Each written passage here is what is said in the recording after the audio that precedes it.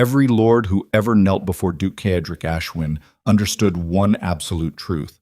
The man did not forgive.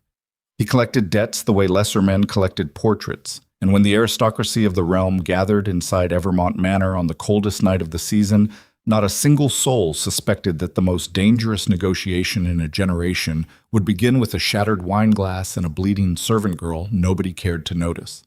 What followed rewrote the oldest laws of noble blood, and nothing that came before would ever matter again. The fortress sat on the edge of the northern cliffs like a closed fist. Blackthorn Castle had no gardens, no decorative fountains, no sculpted hedgerows to soften the approach. 3 centuries of Ashwin authority had carved the estate directly into basalt and iron, and the wind that howled through the outer battlements carried the mineral stink of the mines below.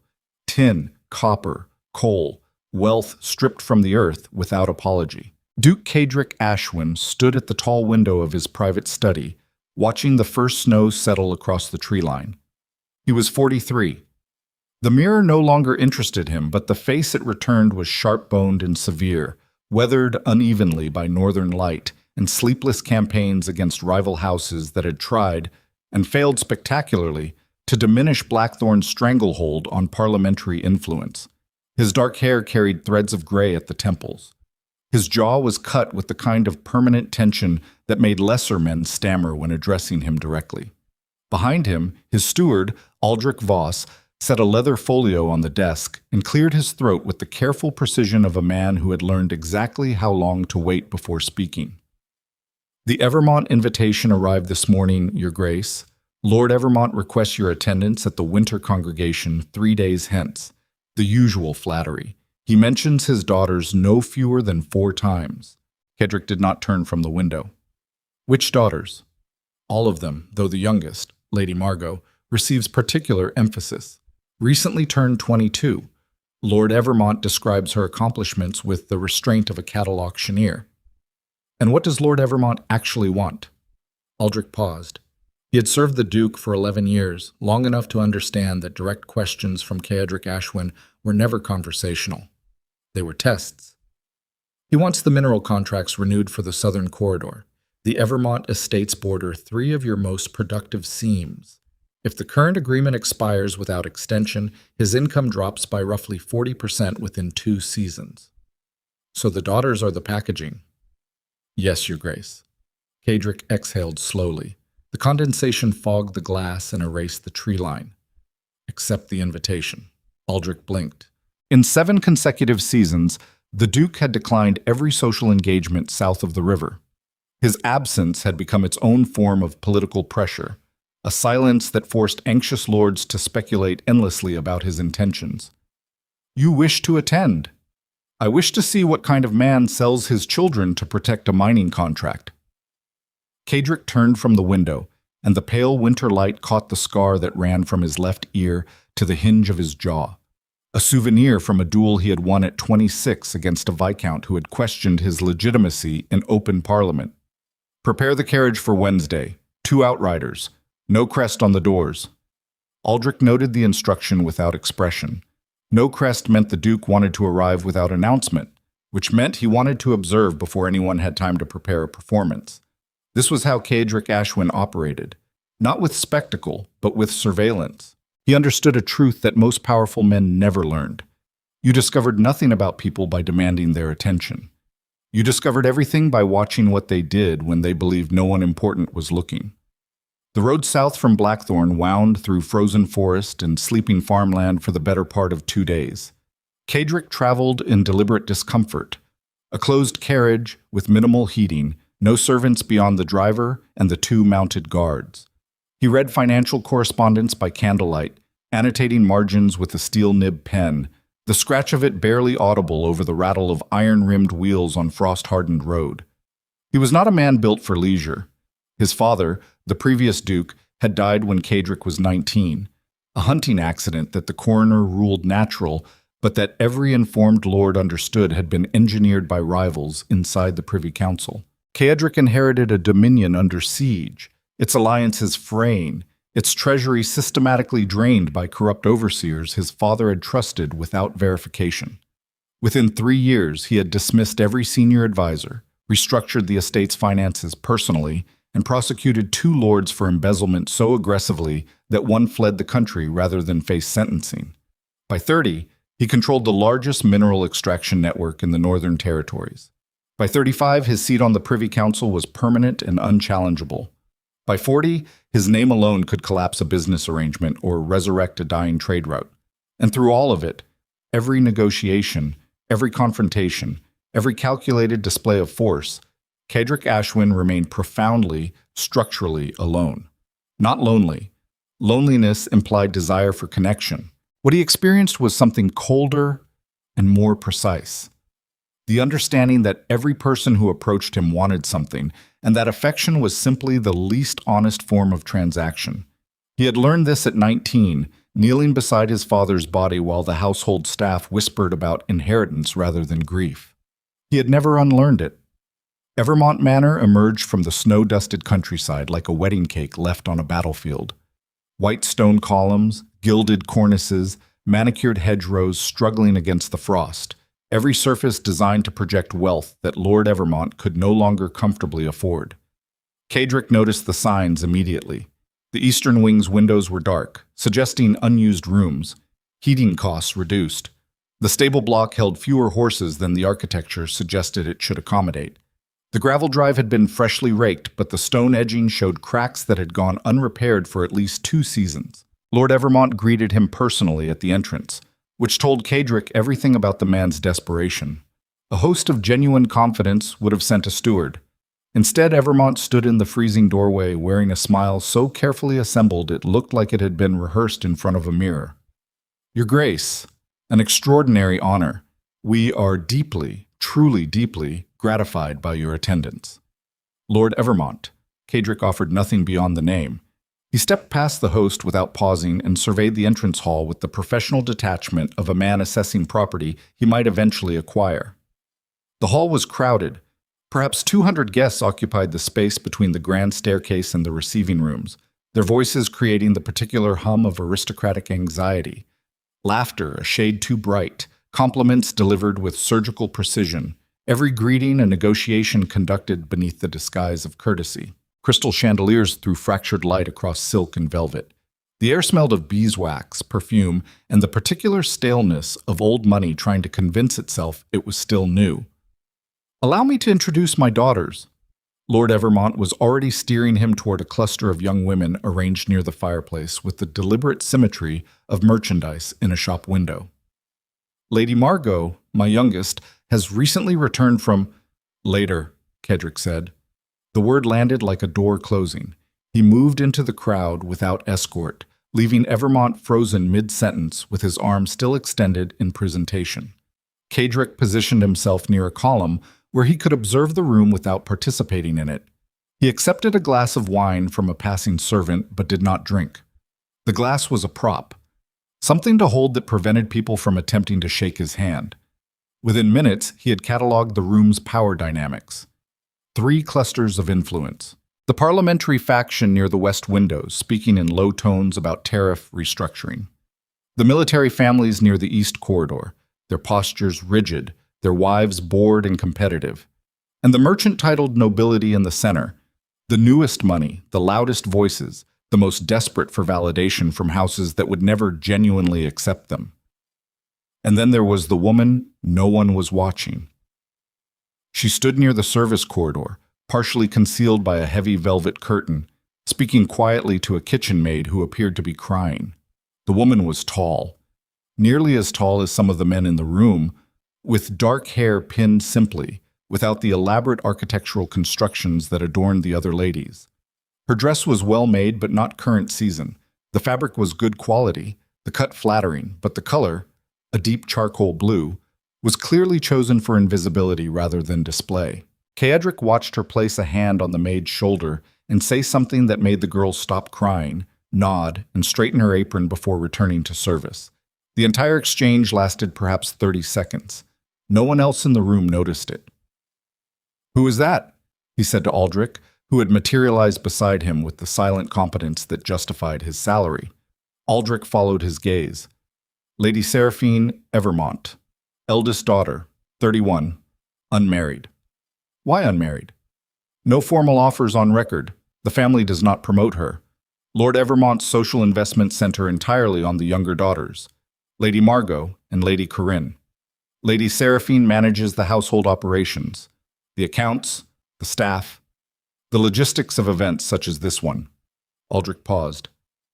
She organized tonight's gathering, Your Grace. Every detail. Lord Evermont takes the credit. Cadric said nothing. He watched Seraphine disappear through the service corridor and then refocused on the room. But the observation had lodged itself somewhere beneath his professional assessment, in a place he did not examine closely. Dinner was a performance. 42 guests at a table long enough to land a small aircraft, courses arriving with theatrical timing, Lord Evermont presiding from the head with the expansive generosity of a man spending money he had already mentally allocated from a mining contract that had not yet been renewed. Lady Margot sat beside Cadric, no accident, an attempted conversation with the bright, aggressive charm of someone who had been coached extensively on what topics might interest a duke. I understand Blackthorn's iron output exceeded projections last quarter, Your Grace, quite remarkable given the labor disruptions in the northern corridor. Cadric glanced at her. She was beautiful in the uncomplicated way that expensive maintenance produced. Flawless skin, calculated curls, teeth that had never known hardship. Her information was accurate, which meant someone had briefed her. But her delivery was rehearsed. She was performing knowledge rather than possessing it.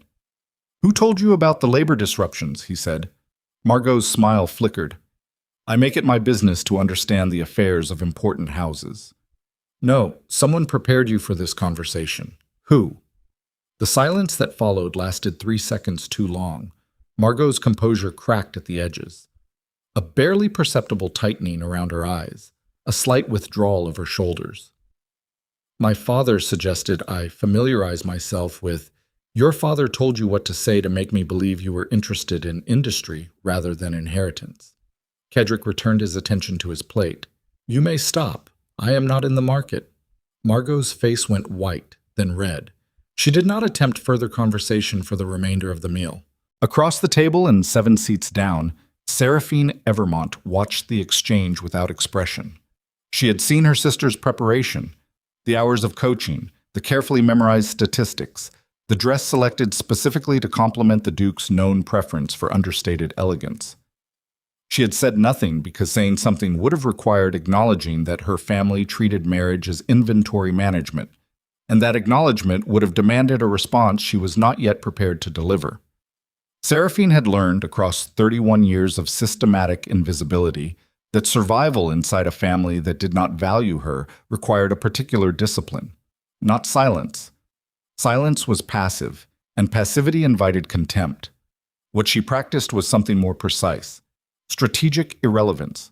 She made herself essential to the household's function while remaining invisible to its ambitions. She managed the accounts, supervised the staff, negotiated with suppliers, resolved disputes between tenants, every task that kept Evermont Manor operational. And in return, she was permitted to exist without interference. It was not freedom. She understood that clearly. It was a negotiated captivity in which the prisoner maintained her cell in exchange for not being moved to a worse one. After dinner, the guests dispersed into the drawing rooms for cards, conversation, and the particular brand of competitive socializing that English aristocracy practiced with the intensity of blood sport.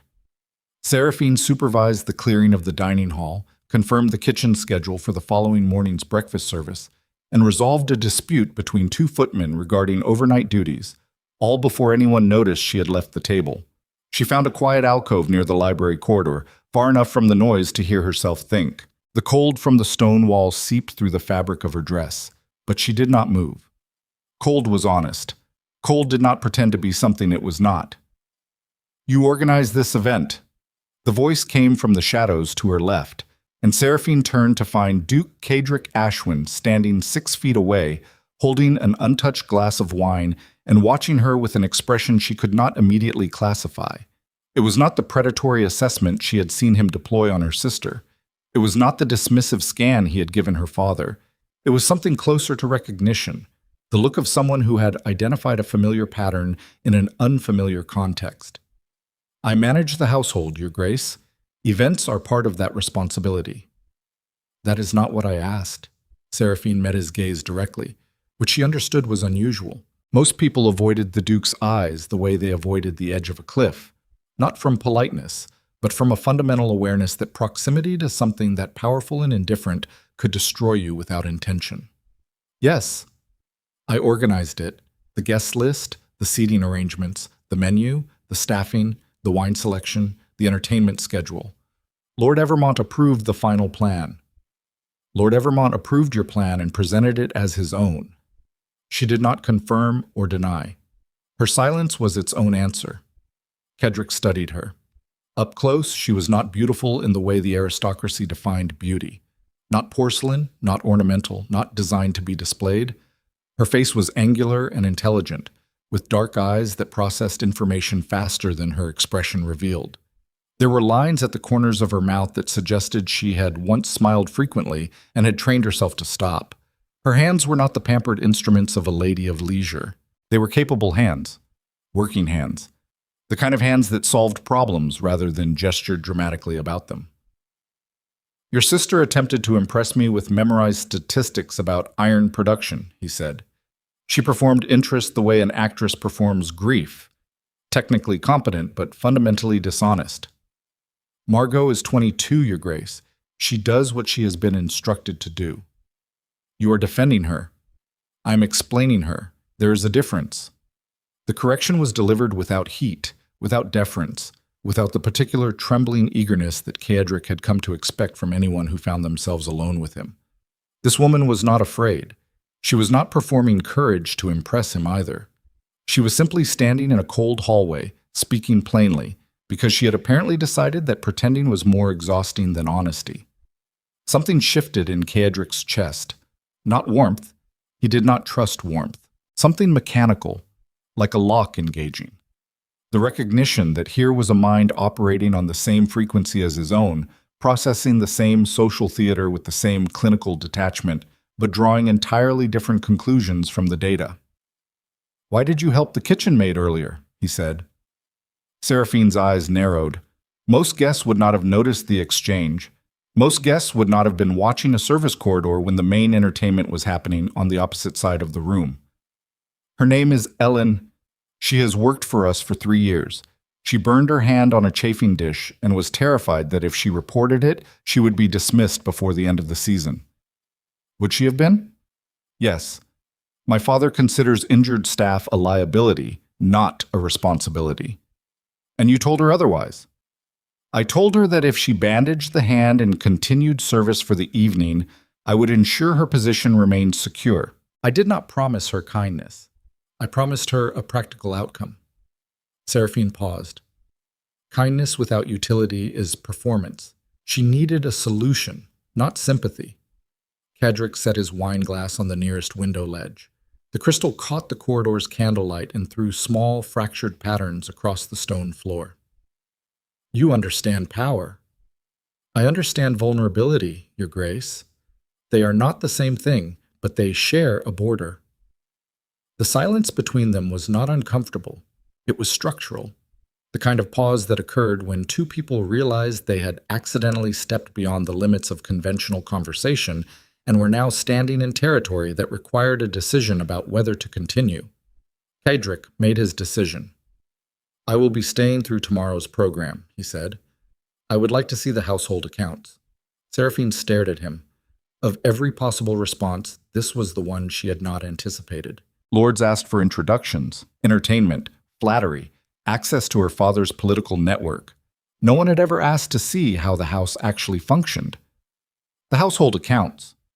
You manage them. I want to understand what that management looks like. May I ask why? Because a woman who runs an estate this complex without recognition is either a saint or a strategist. I do not believe in saints. I want to know which kind of strategist you are. Seraphine held his gaze for a long moment.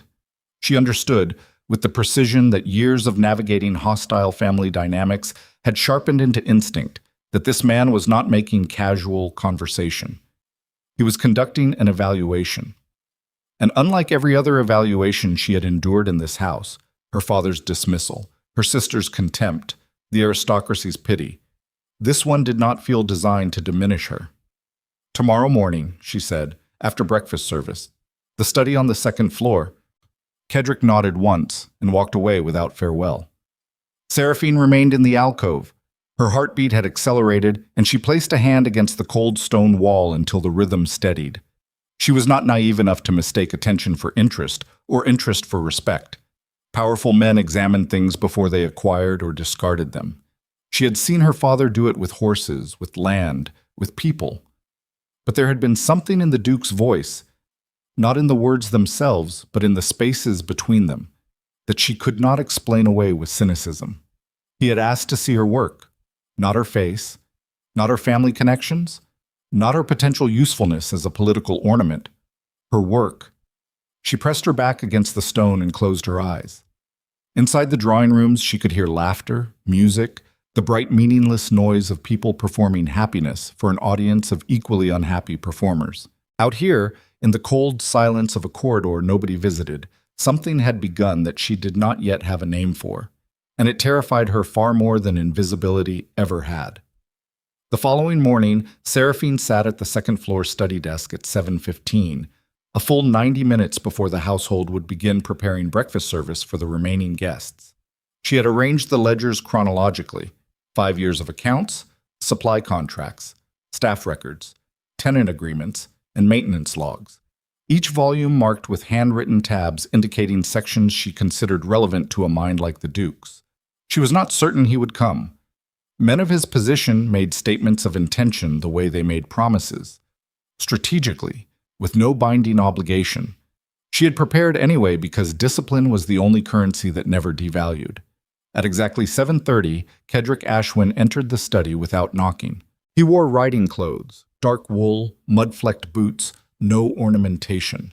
His hair was uncombed. He looked like a man who had already been awake for hours, which he had.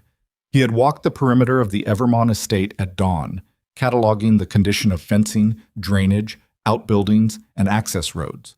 The physical infrastructure that revealed the truth no social performance could conceal. "You are early," Seraphine said. "You are earlier." She gestured toward the ledgers. He did not sit. Instead, he stood behind her and read over her shoulder, which she found simultaneously invasive and clarifying. There was no performance in his proximity. He was reading, not positioning himself. For 40 minutes, Kedrick examined the accounts in silence.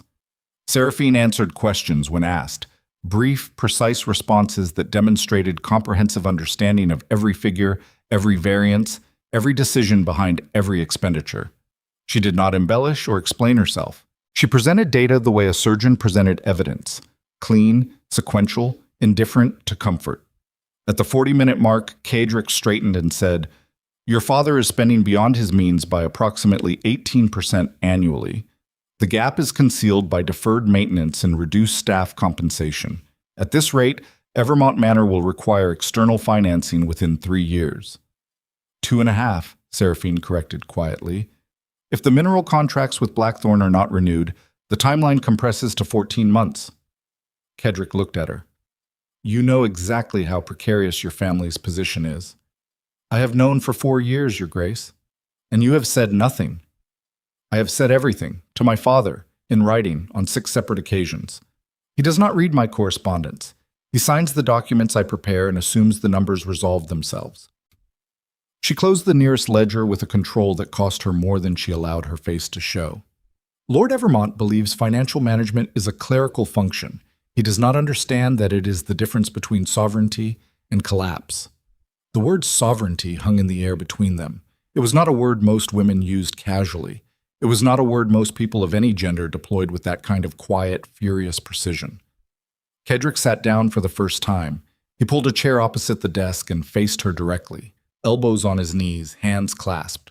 The posture was deliberate, eye level, no elevation, no hierarchy, just 2 minds occupying the same problem. "If the contracts expire," he said, "your father will attempt to secure financing through a marriage alliance. Margot to the highest bidder. Margot or Corinne or both, whatever generates the fastest return. And you?" Seraphine's mouth thinned. "I am not part of the inventory, Your Grace. I never have been." Lord Evermont does not consider an unmarried woman of 31 a marketable asset. I am a utility. I keep the machinery running so the products remain presentable. The bitterness in her voice was not theatrical. It was ancient, the kind of bitterness that had calcite layers built up year by year in the dark, each stratum a separate humiliation compressed into something harder than the original wound. Kadric recognized it because he carried the same geological formation inside his own chest. I will renew the contracts, he said. Seraphine's expression did not change. In exchange for what? In exchange for nothing. Your father's desperation is useful to me politically, and I prefer a debtor I understand to one I would need to cultivate from scratch. He paused. That is not the reason I came to this room. Then why did you come? Because I wanted to confirm a suspicion. Which suspicion? Kedrick stood. He walked to the window and looked out at the same estate he had surveyed at dawn. The cracked fencing, the deferred repairs, the careful illusion of prosperity maintained by a woman who received no recognition for her labor. That the most competent person in this household is the one they have decided does not exist. Seraphine felt something fracture behind her sternum, not dramatically, not with the theatrical crack of revelation. Quietly, the way ice breaks on a still pond in early spring, a sound you could miss entirely if you were not listening for it. No one had ever said that to her, not once, not in 31 years of managing crises that her family created and she resolved, not in thousands of hours of invisible labor that kept the walls standing and the creditors patient and the staff loyal. She had built an entire existence on the understanding that her competence was acknowledged by no one, and that this invisibility was the price of her survival. And now a man she had met 12 hours ago had walked into her study and stated it as fact, without sentiment, without flattery, without any apparent interest in her reaction. She stood. Her chair scraped against the wooden floor. Your Grace, I appreciate the observation, but I did not organize your review of our accounts to receive validation. I know, Kedrick said. That is exactly why I offered it. The door opened before either of them could speak further. Lord Evermont entered with the bustling energy of a man who had just discovered something alarming and was attempting to disguise his alarm as enthusiasm. Your Grace, what a pleasant surprise to find you here so early. I trust Seraphine has not been troubling you with mundane household details. Lady Seraphine, Kadric said, and the correction landed with the weight of a diplomatic incident, has been providing a comprehensive overview of your estate's operational efficiency. I found it more instructive than any conversation I had last evening. Lord Evermont's smile calcified. His gaze moved between the Duke and his eldest daughter with the rapid calculation of a man who had suddenly realized that a piece he considered irrelevant had moved to an unexpected position on the board. Well, Seraphine is certainly diligent, always has been, steady, reliable. The words were chosen to minimize, to redefine competence as something domestic and therefore dismissible. Shall I arrange a tour of the grounds, Your Grace? The hunting lodge has been recently refurbished and... I have seen the grounds. The eastern fence line requires immediate repair. The drainage system along the lower pastures has failed in at least 3 sections, and the hunting lodge has not been refurbished. It has been cosmetically disguised. Kadric walked toward the door. Your daughter can provide you with the cost estimates. She already has them. He left the room without looking back. Lord Evermont stood in the doorway for a long moment, his face cycling through expressions. Confusion, irritation, suspicion, and finally a cold, recalibrating awareness that his eldest daughter had somehow become visible to the most dangerous man in the kingdom without his permission or his planning. He turned to Seraphine. His voice was low. What did you tell him? The truth. The truth. Evermont's face darkened. You showed him the accounts. You showed the Duke of Blackthorn our financial records. He asked to see them. And you did not think to consult me first. You do not read my correspondence, Father. You do not attend financial briefings. You have not reviewed the household accounts in 3 years. I showed the Duke exactly what he would have discovered independently within a week. And I controlled the presentation rather than allowing him to draw conclusions without context. The room went silent. Seraphine watched her father process the fact that his invisible daughter had just outmaneuvered him, not through defiance, but through competence so thorough that his own ignorance became the only vulnerability in the room. Lord Evermont said nothing. He turned and walked away, and Seraphine heard his footsteps accelerate as he moved down the corridor, already composing the narrative he would deliver to his wife. That the eldest girl had overstepped, that she had embarrassed the family, that she needed to be spoken to. Seraphine sat back down at the desk. She opened the ledger to the page she had been reviewing before the Duke arrived and continued her work. Her hands were shaking. She pressed them flat against the desk surface until they stopped. 3 days later, a sealed letter arrived at Evermont Manor bearing the Blackthorn crest. It was addressed not to Lord Evermont, not to Lady Margot, not to any member of the family who considered themselves worthy of ducal correspondence. It was addressed to Lady Seraphine Evermont. Inside, in handwriting that was precise and entirely without ornamentation, were 11 words: The Sovereign Palace, Winter Assembly. I require your attendance. There was no signature. There did not need to be. Seraphine read the letter 3 times. Then she folded it, placed it inside the ledger she kept locked in the bottom drawer of her desk, and sat in the growing darkness of the study as the afternoon light failed and the first snow of the real winter began to fall outside the window. Downstairs, her father was entertaining guests. Her sisters were being fitted for assembly gowns. The household moved around her the way it always had, busy, purposeful, indifferent to her existence. But something had shifted in the architecture of her life, and she understood with absolute clarity that the letter in her drawer was not an invitation. It was a detonation. And when the doors of the Sovereign Palace opened before 300 of the most powerful families in the kingdom, every single one of them would see what her family had spent 31 years refusing to acknowledge: that she existed, that she had always existed, and that the most feared man in the realm had decided, for reasons no one yet understood, that her existence mattered more than every dynasty in the room. The letter stayed in the locked drawer for 6 days. Seraphine did not mention it to her father, her sisters, or the household staff. She carried the knowledge of it the way a soldier carries a loaded weapon in unfamiliar territory, constantly aware of its weight, its potential, and the irreversible consequences of using it. On the 7th morning, Lady Margot found her in the linen storeroom conducting inventory. You received correspondence from Blackthorn. Seraphine did not look up from the ledger balanced across her forearm. Who told you that? Father's valet saw the crest on the seal. He mentioned it to Mother's lady's maid. Mother's lady's maid mentioned it to Corinne. Corinne mentioned it to me. Margot leaned against the doorframe with the particular elegance of a woman who had been trained to make even casual postures look composed. The household has a faster intelligence network than Parliament. What do you want, Margot? I want to know what the Duke of Blackthorn wrote to you. Seraphine closed the ledger.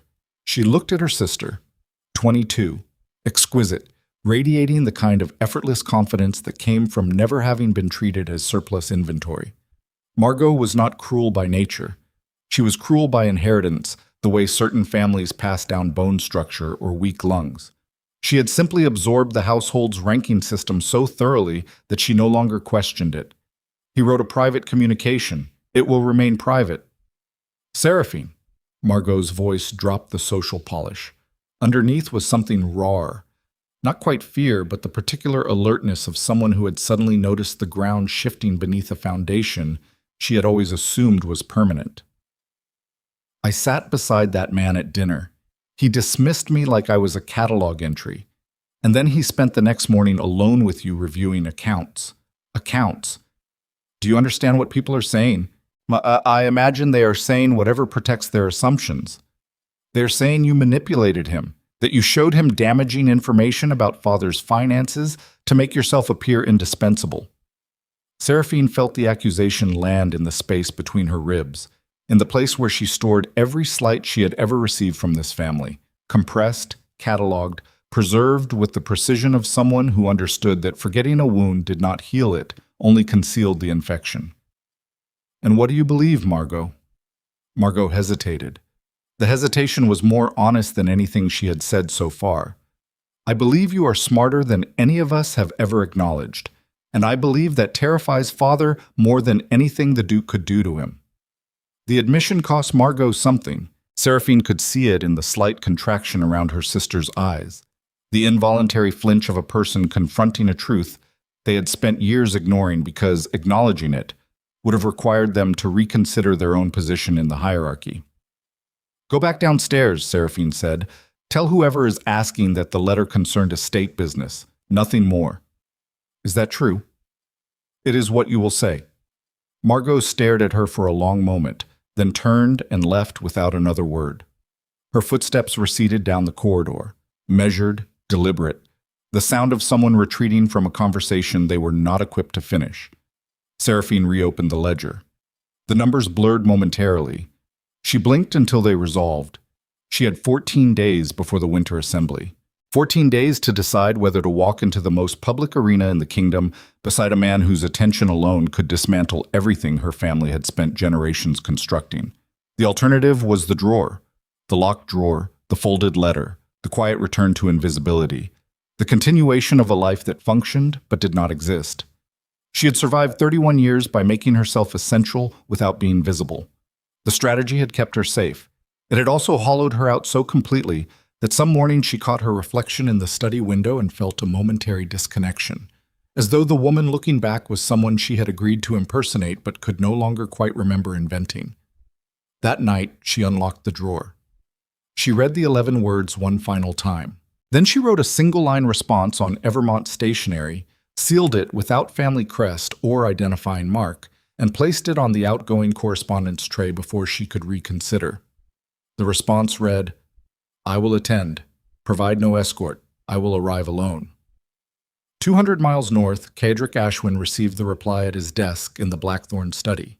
He read it in the blue-gray light of a winter morning that had not fully committed to dawn, and something in the precise economy of her words, the refusal of assistance, the insistence on autonomy even while accepting his invitation, produced a reaction he had not anticipated. He smiled. It was a brief expression, gone before the muscles fully committed to it. Aldrich, entering with the morning's intelligence briefings, did not see it, which was fortunate because Aldrich had served the Duke long enough to know that genuine emotion from Cedric Ashwin was not a reassuring sign. It meant the man had identified something he wanted, and when Cedric Ashwin wanted something, the cost of acquisition was always borne by someone else. "The assembly preparations are on schedule, Your Grace. The Privy Council has confirmed attendance from all 12 seated members. The Crown's representative will be Lord Chancellor Hargrove." Aldrich paused. "There are also 3 formal petitions requesting private audience with you during the assembly. Lord Pemberton regarding northern trade routes, Viscount Aldane regarding his nephew's appointment to the Naval Board, and Lord Evermont regarding the mineral contract renewal. Evermont will request the meeting. He will not receive it." "Understood." "And Lady Seraphine's attendance. Shall I arrange accommodation at the palace guest quarters?" Cedric looked at Aldrich with an expression that was not quite warning, but existed in the same neighborhood. "She requested no escort. Respect the request. Ensure she receives the same correspondence package as any independent attendee of rank. No special treatment. No signaling." Aldrich noted the instruction. He also noted, with the trained observation of a man whose survival depended on reading his employer accurately, that the Duke had referred to Lady Seraphine by her first name without the formal title. In 11 years of service, Aldrich had never heard Cedric Ashwin drop protocol for anyone. He kept this observation to himself. The sovereign palace occupied the center of the capital like a stone heart pumping authority through the veins of every surrounding ministry, courthouse, and parliamentary building. Its facade was deliberately overwhelming. 300 feet of pale limestone, columns thick enough to shelter cavalry, windows that reflected the winter sky like rows of blind, judging eyes. The Winter Assembly was the kingdom's most significant social and political gathering, 3 days of formal sessions, dinners, and negotiations where alliances were forged, destroyed, and occasionally both within the same conversation. Seraphine arrived on the second afternoon, alone, in a hired carriage without family markings. She wore a dress she had commissioned 3 years ago for an event she had never attended. Dark emerald silk, cut with architectural precision, deliberately absent of the elaborate beading and lacework that announced wealth and demanded attention. The color was chosen because it complemented without competing. The simplicity was not modesty, it was armor. The palace entry hall was already crowded with arriving delegates and their retinues. A controlled chaos of trunks, servants, formal greetings, and the competitive surveillance that aristocratic gatherings elevated to performance art. Seraphine navigated through it without assistance, presented her correspondence at the credentials desk, and received her accommodation assignment with the business-like efficiency of a woman who had managed more complex logistics before breakfast. She did not look for the Duke. Looking for him would have been a concession she was not prepared to make. Her rooms were modest but clean, a second-floor suite overlooking an interior courtyard, where groundskeepers were clearing snow from the formal walkways. She unpacked her single trunk, arranged her writing materials on the desk, and spent 40 minutes reviewing the assembly agenda she had obtained through her own network of administrative contacts, household managers and stewards who traded practical intelligence the way their employers traded political favors. At 7 o'clock, the opening reception began in the Grand Gallery. 300 guests, crystal, candlelight. The particular acoustic density of concentrated ambition, voices layered over voices, each conversation a transaction disguised as courtesy. Seraphine entered through a side corridor she had identified during her initial survey of the building, positioning herself near the east windows where the crowd was thinnest and the sightlines were longest. She saw her father before he saw her. Lord Evermont stood near the central fireplace with Lady Margot and Lady Corinne flanking him like matched bookends, their gowns coordinated in complementary shades of ivory and gold, their smiles calibrated to project approachability without desperation. Evermont was speaking to a cluster of parliamentary lords with the forced joviality of a man who knew his creditors were in the same room. He had not been informed of her attendance. She had made certain of that. 40 minutes into the reception, she became aware of a change in the room's atmospheric pressure, the subtle shift that occurred when someone of significant authority entered a social space. Conversations did not stop, but they recalibrated. Bodies did not turn, but orientations adjusted. The room's center of gravity migrated without anyone consciously deciding to move. Cedric Ashwin entered from the main doors wearing formal black, no medals, no ceremonial sash, no visible insignia of rank beyond the cut of his coat, which was precise enough to communicate that ornamentation was beneath him. He moved through the crowd the way weather moved through a landscape, without negotiation, reshaping everything in proximity through sheer force of presence. Seraphine watched him accept and discard conversations with surgical efficiency. A greeting here, a nod there. A three-word response that shut down a parliamentary lord's attempt at an alliance proposal before the man finished his opening sentence. Cedric was not socializing. He was conducting reconnaissance. He found her at 8:15. He did not approach from the front. He materialized beside her the way he had appeared in the hallway at Evermont Manor, suddenly, without announcement, as though he had been standing there all along and she had simply failed to notice. "You came alone," he said. "You told me not to bring an escort." "I told you I would provide none.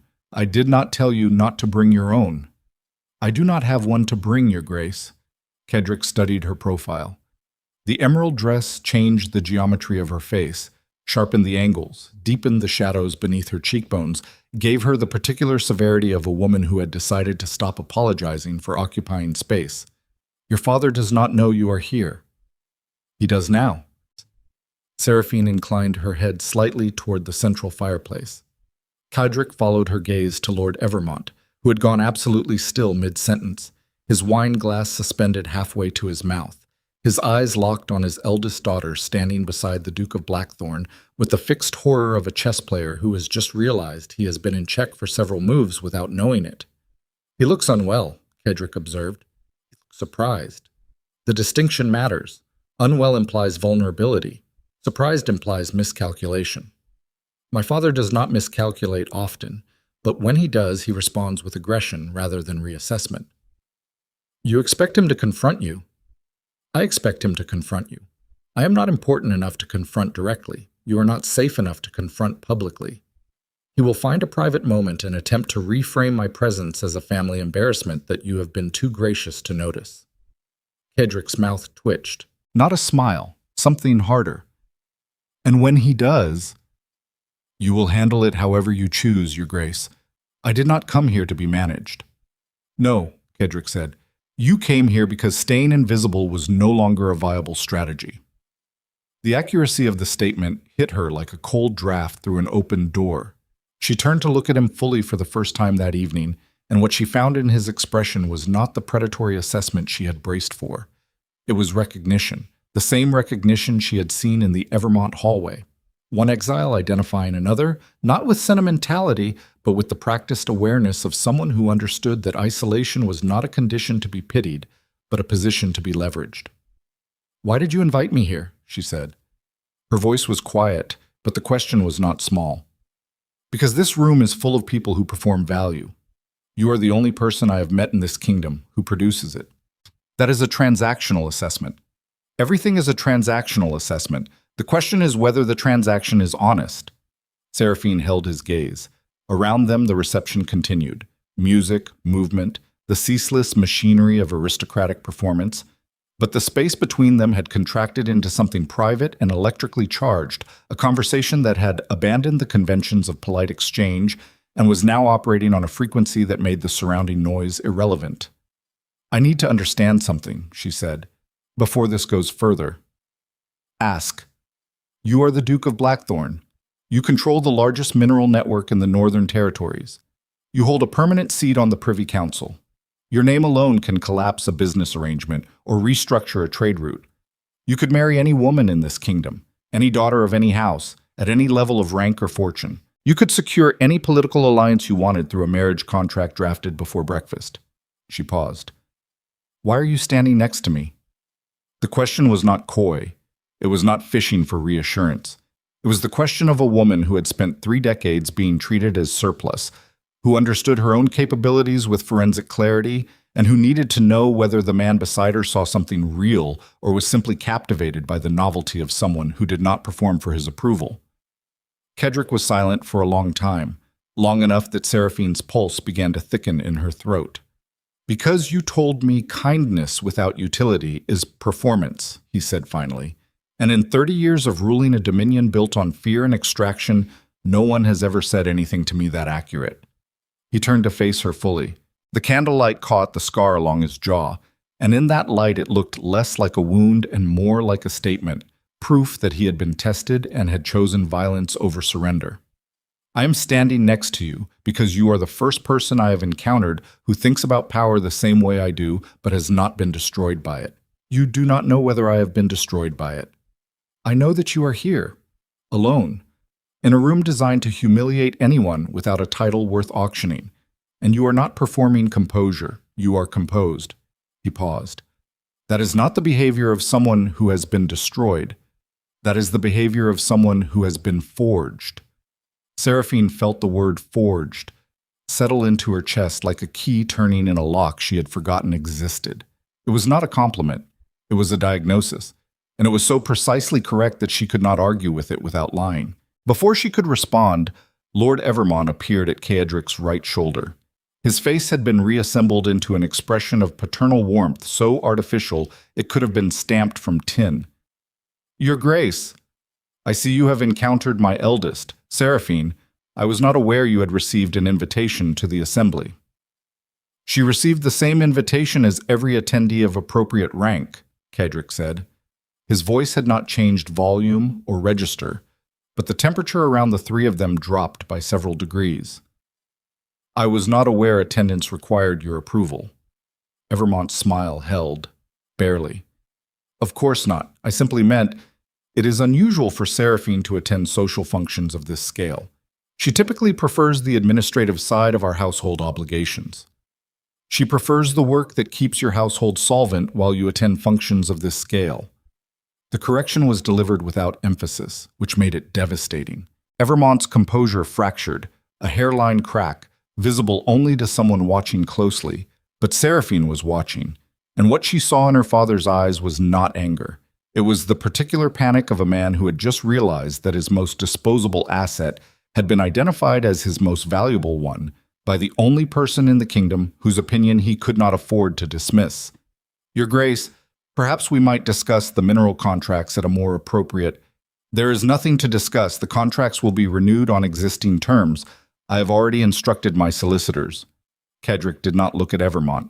He was watching Seraphine. "Your estate's continued solvency is not in question. What is in question is whether you understand why. Evermont opened his mouth, closed it, opened it again. No sound emerged. He stood in the middle of the most significant social gathering in the kingdom, surrounded by peers who were pretending not to watch while watching with the avidity of spectators at an execution. And for the first time in Seraphine's memory, her father had absolutely nothing to say. He retreated. The movement was disguised as a graceful withdrawal, a slight bow, a murmured pleasantry, a tactical fade into the surrounding crowd. But Seraphine recognized it for what it was. Flight. Her father had looked at the Duke of Blackthorn defending his eldest daughter's presence at a royal assembly and had recognized something that terrified him more than debt or political exposure. He had seen the beginning of something he could not control. The reception continued for another 2 hours.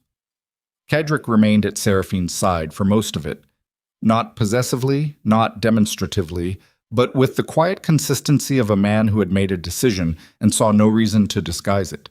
They spoke intermittently, long silences punctuated by exchanges so precisely calibrated that nearby listeners could extract nothing useful. At 10 o'clock, the formal dinner was announced. The seating had been arranged weeks in advance by the palace's protocol office, every position calculated to reflect rank, alliance, and political priority. Cadric was seated at the high table. Seraphine's place card, assigned based on her family's secondary standing, was at a table near the service entrance between a minor baronet's widow and a retired naval commander's deaf aunt. Cadric picked up his place card, walked the length of the dining hall in full view of 300 seated guests, removed the card of the Lord Chancellor's wife from the chair beside his own, and set Seraphine's name in its place. The Lord Chancellor's wife went white. Lord Evermont dropped his fork. Lady Margot pressed her napkin against her mouth as though she might be physically ill. 300 of the kingdom's most powerful families watched the Duke of Blackthorn publicly restructure the social hierarchy of the Winter Assembly with a single gesture.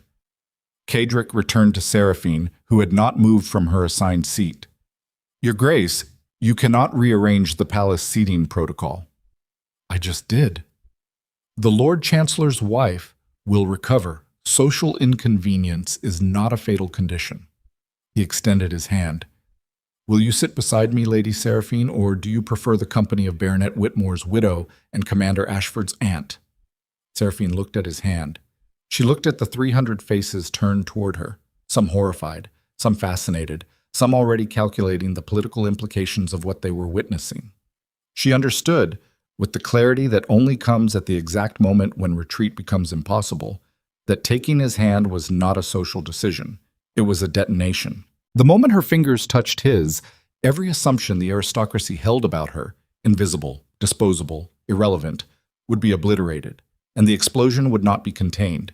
It would reach her family, her sisters, the courts, the council, every drawing room and parliamentary salon in the kingdom.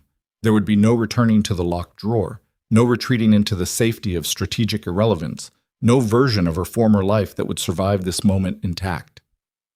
She took his hand, and 300 people watched Seraphine Evermont walk the length of the grand dining hall beside the most feared man in the realm, her head level, her spine straight, her grip firm against his palm, while behind her, in the wreckage of the seating arrangement she had just detonated, her father's carefully constructed world began its slow, irreversible collapse. The dinner lasted 3 hours.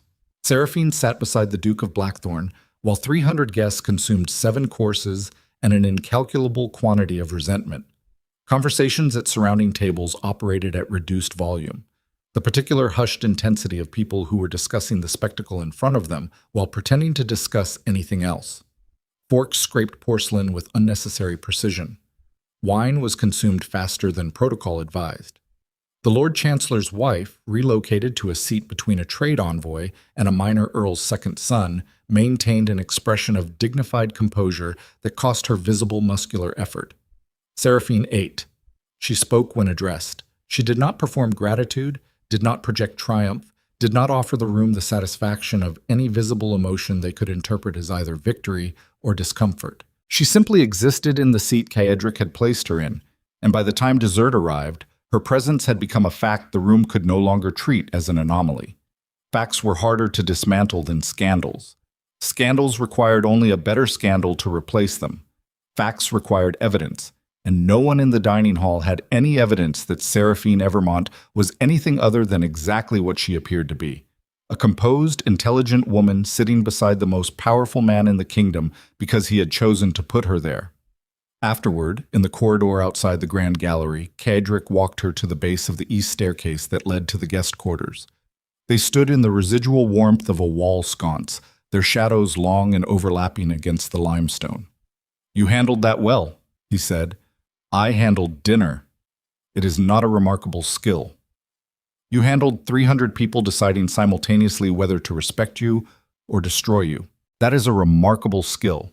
Most people who face that particular audience for the first time either collapse into gratitude or overcorrect into defiance. You did neither." Seraphine looked at him. The sconce light hollowed the angles of his face, deepened the scar, turned his eyes into something unreadable. Not cold exactly, but operating at a temperature she did not yet have instruments to measure. "I have been managing hostile audiences my entire life, Your Grace. The scale was different tonight. The mechanics were identical." Cadric nodded. He did not touch her. He did not make promises. He simply looked at her with the focused attention of a man who had spent decades evaluating assets and had identified something he could not yet classify using his existing categories. "Tomorrow's formal session begins at 10. I would like you seated in the Observer Gallery. The Observer Gallery requires a sponsor of council rank. You have one." The statement was not a question. Seraphine held his gaze for a beat longer than conversation required, then inclined her head and walked up the staircase without looking back. She heard him remain at the base, standing, listening, not moving, until she turned the corner at the first landing and his line of sight was broken. In her room, she locked the door and sat on the edge of the bed in the dark. Her hands were steady, her breathing was controlled. Her face, had anyone been watching, would have revealed nothing. But inside the architecture of her chest, in the space she had spent 31 years reinforcing with discipline and strategic detachment, something structural had shifted. Not collapsed, she would not allow collapse, but displaced. A load-bearing wall had moved, and the building was recalibrating around the new configuration, and she did not yet know whether the result would be stronger or catastrophically unstable. She pressed her palms flat against the mattress and waited until the recalibration settled. Then she undressed, folded her clothes with the precision she applied to everything, and slept.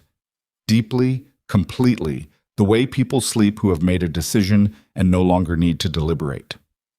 The second day of the Winter Assembly unfolded with the procedural density that distinguished these gatherings from mere social events. Morning sessions addressed trade policy, territorial arbitration, and the perpetual negotiations between landed wealth and industrial expansion that defined the kingdom's economic architecture. Seraphine observed from the gallery, watching lords and ministers argue with the rehearsed intensity of men who had determined their positions before entering the chamber and were now performing the deliberation they had already concluded. Cadric spoke twice during the morning session. Both interventions were brief, surgical, and devastating. The first dismantled a proposed tariff adjustment by identifying a mathematical error in the supporting documentation that no one else had noticed. The second ended a territorial dispute between two Eastern lords by producing a surveyor's report that contradicted both parties' claims and suggested the contested acreage belonged to the crown, a conclusion that silenced the chamber for 11 seconds. Seraphine watched the room's reaction to him. Fear was the primary currency. The flinch when he stood, the overcorrection of deference when he passed, the way ministers adjusted their arguments in real time to avoid contradicting his known positions. But underneath the fear was something more corrosive. Resentment. The particular bitterness of men who understood their own irrelevance in the presence of someone who did not need their approval and had never pretended otherwise. Resentment was patient. Resentment accumulated in the margins and waited for structural weakness before applying pressure. Seraphine understood this because she had lived inside its architecture her entire life. At noon, during the recess between morning and afternoon sessions, Aldrich Voss found her in the gallery anteroom. "Lady Seraphine, His Grace requests your presence in the Chancellor's private library at 2:00. He will be meeting with several council members regarding the Northern Trade Corridor expansion." "Why does he want me there?" Aldrich paused. The question was reasonable, and his inability to provide a complete answer was itself informative. His Grace did not elaborate. He said, and I am quoting precisely, that you would understand the financial implications faster than anyone else in the room. Seraphine studied Aldrich. The steward was competent, loyal, and observant, qualities she recognized because she shared them. She also recognized something else in his demeanor, a reservation, the careful neutrality of a man who had opinions about his employer's decisions but had calculated that expressing them would be unproductive. You disapprove, she said.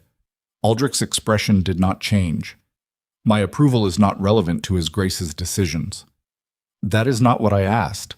The steward met her eyes. For a moment, the professional mask slipped, and beneath it, Seraphine glimpsed something that was not hostility, but was adjacent to it. The wariness of someone who had watched his employer operate without vulnerability for over a decade and was now observing the introduction of a variable he could not control or predict. Lady Seraphine, I have served the Duke since he was 32 years old. In that time, I have seen him dismantle 3 political conspiracies, restructure the northern economy, and survive 2 assassination attempts, one of which required me to apply pressure to a wound in his shoulder for 40 minutes until the surgeon arrived. Aldrich's voice remained level, but the content was not casual. He has never invited a civilian into a council meeting. He has never rearranged seating at a royal function. He has never, in my presence, demonstrated interest in another person that extended beyond professional utility. And you are concerned. I am observing. Then observe this. I did not seek his attention. I did not arrange to be noticed. I answered his questions honestly because dishonesty would have been more dangerous than truth. If that constitutes a threat to his judgment, then his judgment was already compromised, and the responsibility lies with him, not with me. Aldrich held her gaze for a long moment. Then he nodded once. Not agreement exactly, but acknowledgement.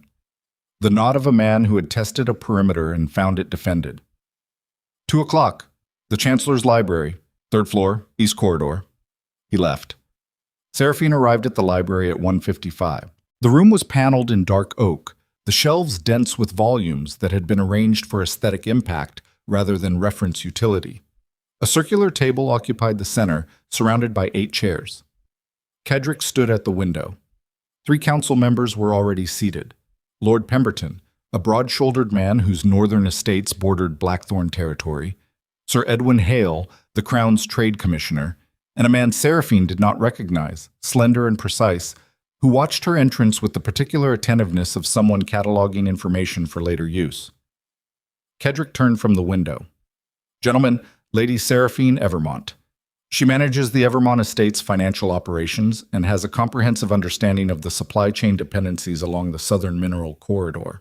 Pemberton's eyebrows rose. Hale shifted in his chair. The unnamed man simply looked at her and said nothing. Lady Seraphine, this is Lord Pemberton, Sir Edwin Hale, and Mr. Aldrich Thornbury, my senior counsel.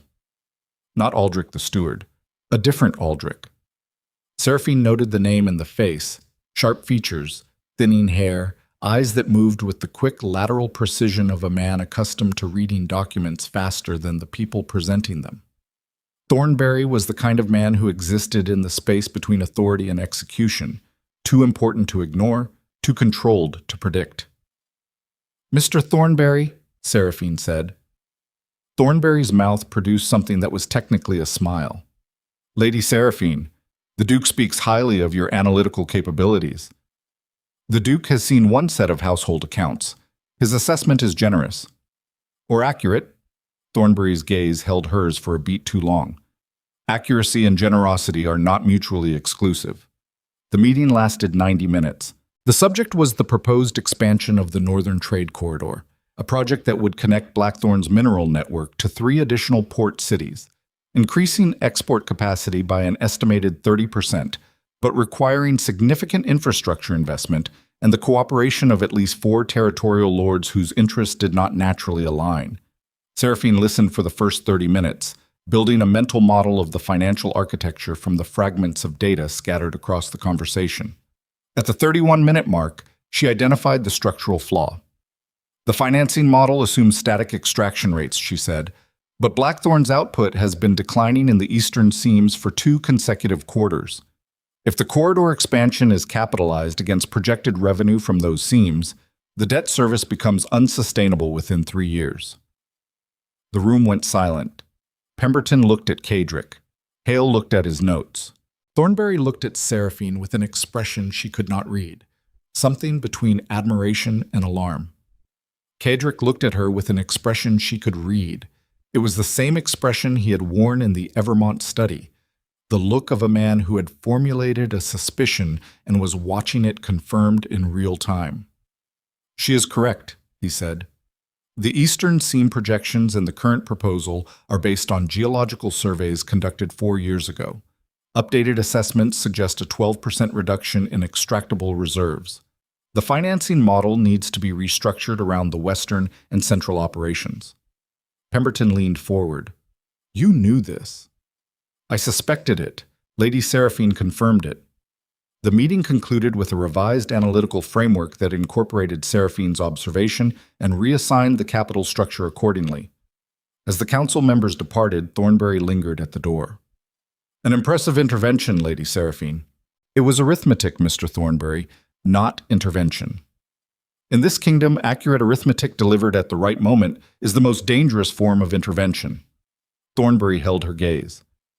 "I look forward to your continued involvement." He left.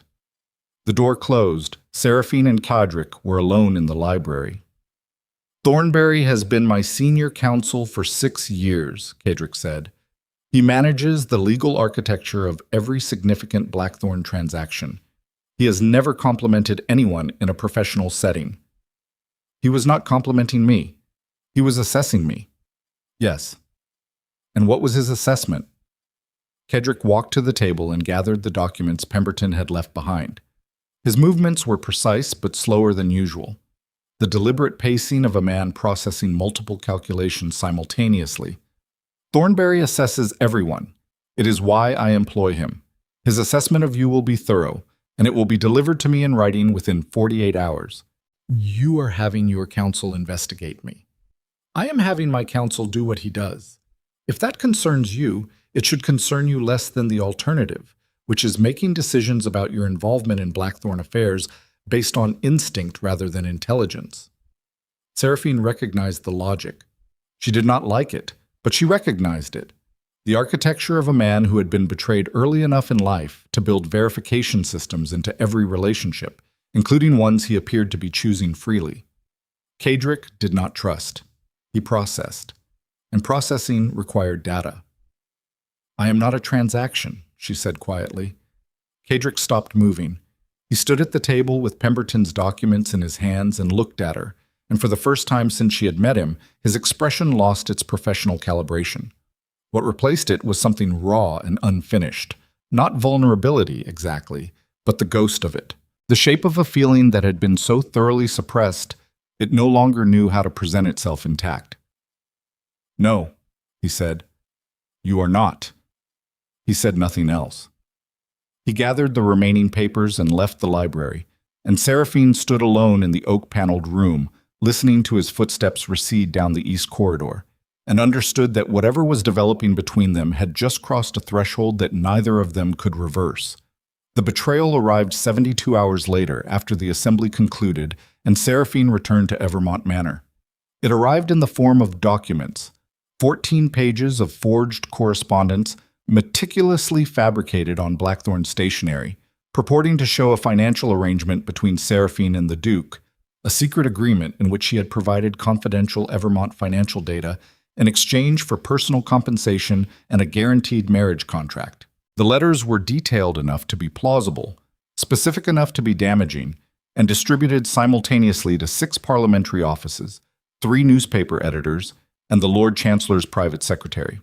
Seraphine learned about them at 9 in the morning, when her father walked into the breakfast room carrying a copy and dropped it on the table in front of her with the controlled violence of a man who had found the weapon he needed. "Explain this." She read the first page, then the second. By the third, her hands had gone cold, not from shock, but from the rapid physiological shutdown of a body redirecting all available resources from peripheral sensation to cognitive processing. Her vision narrowed. Her heartbeat slowed rather than accelerated. The ancient architecture of crisis response, the same machinery that had kept her functional through decades of humiliation, engaged with mechanical efficiency. "These are forgeries," she said. "Of course they are forgeries. The question is not whether they are genuine. The question is who created them and why, and the answer to both is standing in my breakfast room. You believe I forged documents implicating myself in a financial conspiracy. I believe you engineered a situation in which the Duke of Blackthorn would be publicly associated with our family, and when that association became inconvenient, someone, perhaps you, perhaps him, perhaps both of you, created documentation designed to force a marriage arrangement by making the alternative, public scandal, more damaging than compliance." Seraphine set the documents down. She looked at her father, this man who had raised her, ignored her, exploited her labor, dismissed her intelligence, and was now standing in front of her constructing a narrative in which her competence was the weapon and her invisibility was the disguise. And she felt something she had spent 31 years avoiding. Rage. Not the performative anger of confrontation, not the cold, managed frustration she had learned to metabolize into productivity. Something volcanic and structural, the accumulated pressure of 10,000 small erasures finally finding a fracture line. "Sit down, father." "I will not." "Sit down." Lord Evermont sat. The command in her voice was something he had never heard before, not because she had never possessed it, but because she had never permitted herself to deploy it. His compliance was reflexive, the response of a body that recognized authority before the mind could override it. "I did not forge these documents. I did not conspire with the Duke. I attended the assembly because he invited me, and I participated in a council meeting because he asked me to. And in both instances, I conducted myself with more professionalism than anyone in this family has demonstrated in a decade." Her voice was level. Her hands were flat on the table. "Someone created these forgeries to destroy my credibility and to sever whatever relationship is developing between Blackthorn and this house. The question you should be asking is not whether I am guilty. The question you should be asking is who benefits from making it look like I am." Evermont stared at her.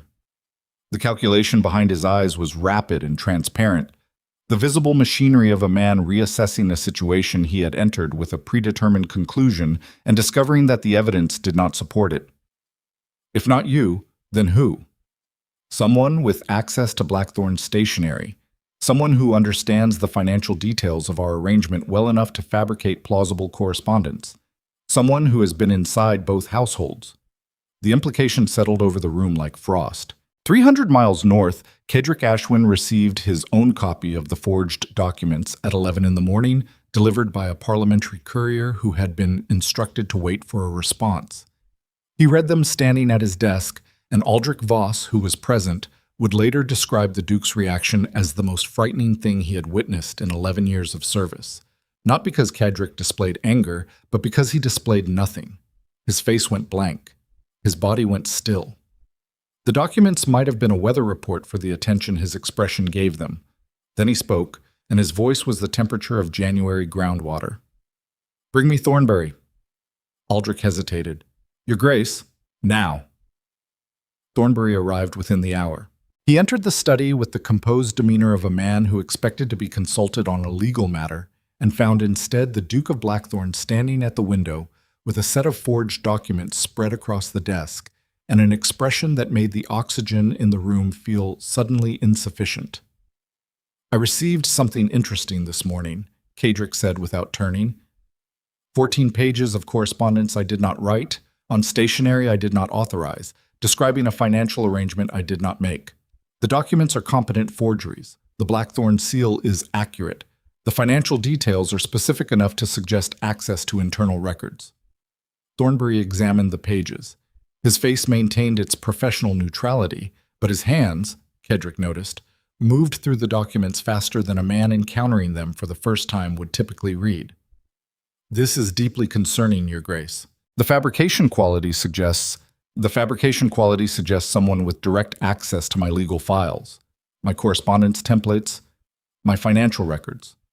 Kedrick turned from the window. "How many people have that access, Thornbury?" "Several members of the administrative staff, your steward, myself." And of those people, how many have relationships with parliamentary offices capable of distributing these documents simultaneously to 6 recipients? Thornbury's composure held, but something behind it shifted.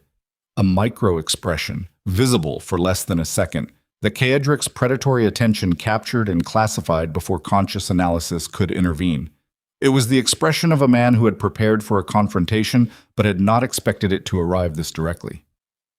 Your Grace, if you are suggesting— I am not suggesting anything. I am asking you a question. Answer it. The library was silent. The fire crackled. Snow pressed against the windows with the patient insistence of weather that did not care about human architecture. Thornbury set the documents down. He straightened his coat. And then he did something Kaedric had not anticipated. He stopped performing. The arrangement with the Evermont woman is a liability. Kaedric's stillness intensified. You invited an unknown, unvetted woman into a council meeting. You rearranged royal seating protocol. You publicly associated the Blackthorn name with a family that is 14 months from insolvency. Every political relationship I have spent 6 years cultivating is now compromised by the perception that the Duke of Blackthorn has been, and I use the term the parliamentary salons are using, domesticated. You did this. I protected your interests. You forged documents in my name. You distributed them to Parliament and the press. You manufactured a scandal designed to destroy a woman who has done nothing except demonstrate competence that apparently threatens you. She threatens the estate. She threatens the alliances. She threatens every structure I have built. You built nothing. Kaedric's voice did not rise. It compressed. It became denser, harder, occupying less space while carrying more force, the vocal equivalent of a blade being sharpened. You administered. You executed. You managed legal architecture designed by me, funded by me, directed by me. And when a woman appeared who understood that architecture as well as you did, you decided she was a threat rather than an asset, and you attempted to eliminate her using my own resources. Thornbury's face had drained of color.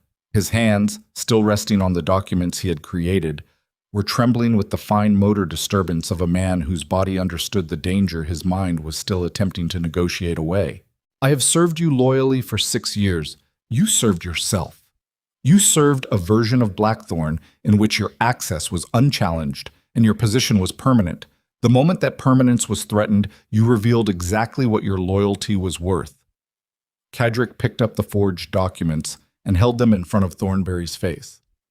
These are not protection. These are sabotage, and you executed them against a woman whose only crime was being more capable than you are comfortable with. The fire consumed a log. Sparks climbed the flue. You will vacate Blackthorn within 24 hours. Your employment is terminated. Your access to all estate records, correspondence, and financial systems is revoked immediately. Aldrich will supervise the removal of your personal effects. And the documents already in circulation. Kaedric set the papers down.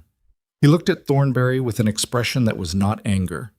Anger would have been a simpler, more manageable thing. What occupied his face was the cold, absolute clarity of a man who had just discovered that the foundations he trusted were compromised, and who understood that repair would require demolition before reconstruction could begin. The documents are my problem now. You are not. Leave. Thornbury left. The door closed behind him with a sound that Kaedric would remember for years. The particular click of a mechanism engaging, final and precise, the audible signature of a threshold that could not be uncrossed. He stood alone in his study. Outside, the snow had thickened, erasing the tree line, turning the world into a white void where distance and depth became indistinguishable. He placed both hands on the desk and leaned forward, distributing his weight through his arms, feeling the wood grain against his palms. Thornbury had been his most trusted legal mind. For 6 years, the man had occupied the space closest to Blackthorn's strategic core, privy to every contract, every negotiation, every vulnerability that power required concealment. And he had used that proximity not as a foundation for loyalty, but as a reservoir for leverage, waiting for the moment when his own position was threatened to deploy the weapons he had quietly accumulated. This was the education that power provided to anyone willing to learn it. Proximity was not loyalty. Access was not devotion. The people closest to you were not close because they valued you. They were close because your position gave their existence meaning and the moment that meaning was threatened, the proximity became the attack surface. Kadric had known this. He had built his entire life on this knowledge. He had constructed a dominion specifically designed to function without trust, to operate on contracts and consequences rather than faith and sentiment. And then he had met a woman who told him that kindness without utility was performance, and something in him had shifted, not softened, not weakened, but reconfigured. And in that reconfiguration, he had created exactly the vulnerability his enemies needed. Not Thornbury. Thornbury was a symptom. The documents were already circulating. 6 parliamentary offices, 3 newspapers, the Lord Chancellor's secretary. By morning, the scandal would be public. And the narrative, Duke manipulated by ambitious woman, financial conspiracy within noble houses, would calcify into accepted fact before anyone thought to question the evidence. Kadric straightened. He walked to the desk. He pulled a blank sheet of paper toward him and picked up his pen. He had spent 20 years ruling through fear and financial dominance. Those tools were still available. Those tools would always be available. He could dismantle the scandal the way he had dismantled every previous threat, through overwhelming force, strategic litigation, and the systematic destruction of anyone who participated in its distribution. But for the first time in his adult life, the machinery of destruction was not the first response his mind produced. The first response was Seraphine's face in the Evermont hallway, telling him that vulnerability and power shared a border. He set the pen down. He picked it up again. He wrote a single line on the paper, stared at it for a long time, then folded it and sealed it with the blackthorn crest. The letter was addressed to Lady Seraphine Evermont.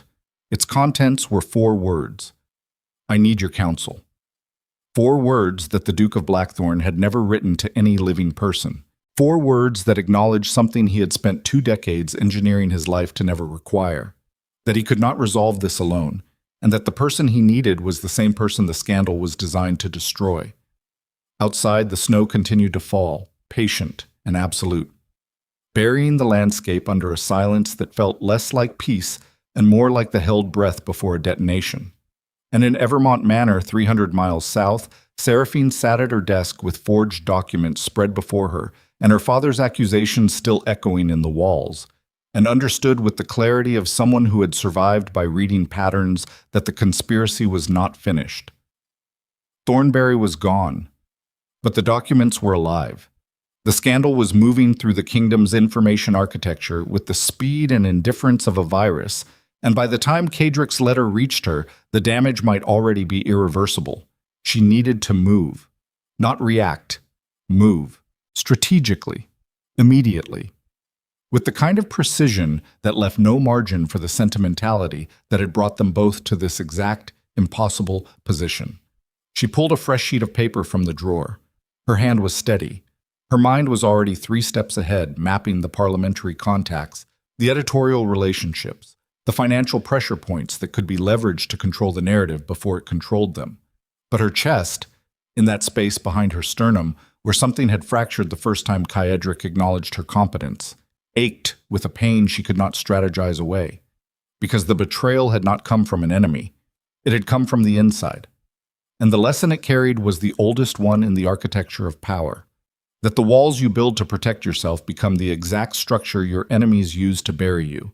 And the only way to survive the collapse is to become someone the rubble cannot recognize. Seraphine's letter reached Blackthorn Castle before Kadric's reached Evermont Manor. They had written simultaneously, 300 miles apart, arriving at the same conclusion through entirely different architectures of thought. She, through pattern recognition, he, through the cold forensics of elimination. Her letter contained no sentiment. It contained a list of 7 names, 3 financial connections, and a single instruction: do not respond publicly until I arrive. She left Evermont Manor at 4 in the morning, 2 days after the forgeries surfaced. She told no one. She took the household's secondary carriage, the one used for supply runs, unmarked, unremarkable, and carried a leather case containing copies of every financial document she had maintained for the past 5 years, the original forged correspondence her father had thrown on the breakfast table, and 3 sealed letters she had written during the night to contacts inside the parliamentary press establishment. The journey north took 2 days. She slept in the carriage, ate what the driver purchased at coaching inns, and spent the waking hours constructing the counter strategy with the same methodical precision she had applied to managing a failing estate for a decade. The forgeries were competent but not flawless. Thornbury had replicated the Blackthorn seal and correspondence format with near-perfect accuracy, but he had made two errors that only someone intimately familiar with financial documentation would identify.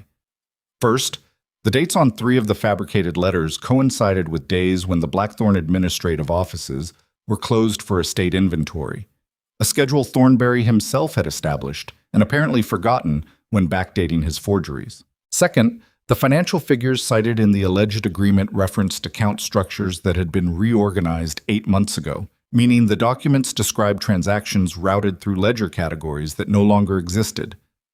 These were small errors, invisible to anyone who did not possess both Blackthorn's internal calendar and current financial architecture. But they were fatal errors because they transformed the forgeries from plausible allegations into provable fabrications. And provable fabrications presented correctly did not merely exonerate the accused, they destroyed the accuser. Seraphine arrived at Blackthorn Castle at dusk on the second day.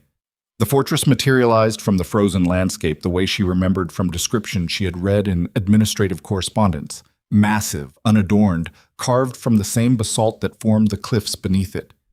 There were no decorative elements, no attempt to soften the approach. The architecture communicated a single message with absolute clarity. This place was not built to be admired. It was built to endure. The gates opened without challenge.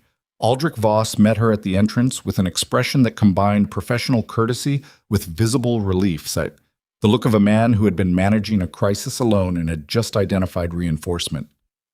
Lady Seraphine, His Grace is in the war room. The war room? His private study. The staff calls it the war room. He has not left it in 36 hours. Seraphine followed Aldrich through corridors that were austere to the point of severity. Stone walls, minimal lighting, no portraits or tapestries. The castle's interior matched its exterior, functional, uncompromising, stripped of anything that existed purely for appearance. She found this oddly calming. After 31 years inside Evermont Manor's elaborate performance of prosperity, a building that refused to pretend was something close to sanctuary. The study door was open. Cadric stood at a table covered in documents, correspondence, legal briefs, financial records, intelligence reports from sources Seraphine did not recognize. He looked worse than she had expected. Not damaged. Damaged would have implied vulnerability, and nothing about his physical presence suggested weakness. But depleted. The particular exhaustion of a man who had been operating at maximum cognitive capacity without interruption, processing threat assessments and counter strategies with the relentless efficiency that had built his dominion, but that was now consuming him from the inside at a rate his discipline could no longer conceal. His eyes found her in the doorway, and something passed across his face. Not relief, not gratitude, but recognition. The same recognition that had ignited between them in the Evermont hallway, except now it carried the weight of shared damage. You came. You asked for my counsel. I do not provide counsel by correspondence. She entered the room, set her leather case on the table, and opened it without ceremony. Thornbury made 2 errors in the forgeries, the dating and the account structures. I can prove the documents are fabricated using Blackthorn's own internal records, which means the defense does not rely on character testimony or political maneuvering. It relies on arithmetic. Cadric stared at the document she laid out. His hands, resting on the table edge, tightened until the tendons surfaced along his wrists. Show me. For 3 hours they worked, side by side at the table, surrounded by the accumulated evidence of Thornbury's betrayal and the machinery required to dismantle it. Seraphine walked Cadric through the financial discrepancies with the clinical precision of a surgeon explaining an operative plan. Here's the incision, here's the pathology, here's the reconstruction. Cadric absorbed the analysis with the focused intensity she had observed during the council meeting, asking questions that were never redundant and never wasted time on details his mind had already processed. They did not discuss what was happening between them. They did not discuss the personal cost of the scandal, the emotional architecture of trust and betrayal. The fact that she had traveled 300 miles in a supply carriage to help a man she had known for less than a month defend himself against a conspiracy that existed because of her. They worked. And in the working, something emerged that was more significant than any conversation could have produced. The discovery that their minds operated not just on similar frequencies, but in complementary configurations. Where Kaedric saw threat vectors and power dynamics, Seraphine saw financial structures and documentary evidence. Where he planned destruction, she planned proof. Where his instinct was to overwhelm, hers was to expose. Together, they were not just effective, they were architecturally complete. At midnight, Aldrich brought food neither of them had requested. Seraphine ate standing up, reviewing the final sequence of evidence presentation, while Kaedric sat for the first time in hours and watched her with an expression he made no effort to conceal. "You understand what happens when we present this to Parliament." She did not look up from the documents. "Thornbury is destroyed. The forgeries are discredited. The lords who circulated them face charges of defamation or claim ignorance and retreat. And your family?" Now she looked up. "My family distributed the documents internally before verifying their authenticity. My father used them as evidence against me in a confrontation he initiated. He will claim he was deceived, which is technically true but functionally irrelevant. His willingness to believe the worst about his own daughter without investigation will become public knowledge." "That does not answer my question." Seraphine set down the document she was holding. She met his eyes across the table, across the accumulated wreckage of forged correspondence and financial records, and the scattered remnants of a conspiracy that had tried to use her invisibility as a weapon and had underestimated the structural integrity of someone who had been building strength in darkness for 3 decades. "My family was lost to me long before Thornbury created those documents, Your Grace. He simply provided the evidence." The statement landed in the room with the weight of something that had been carried a very long time and was finally being set down. Not with drama, not with the theatrical grief of renunciation, with the quiet finality of a woman who had completed an audit and accepted the results. Kaedric stood.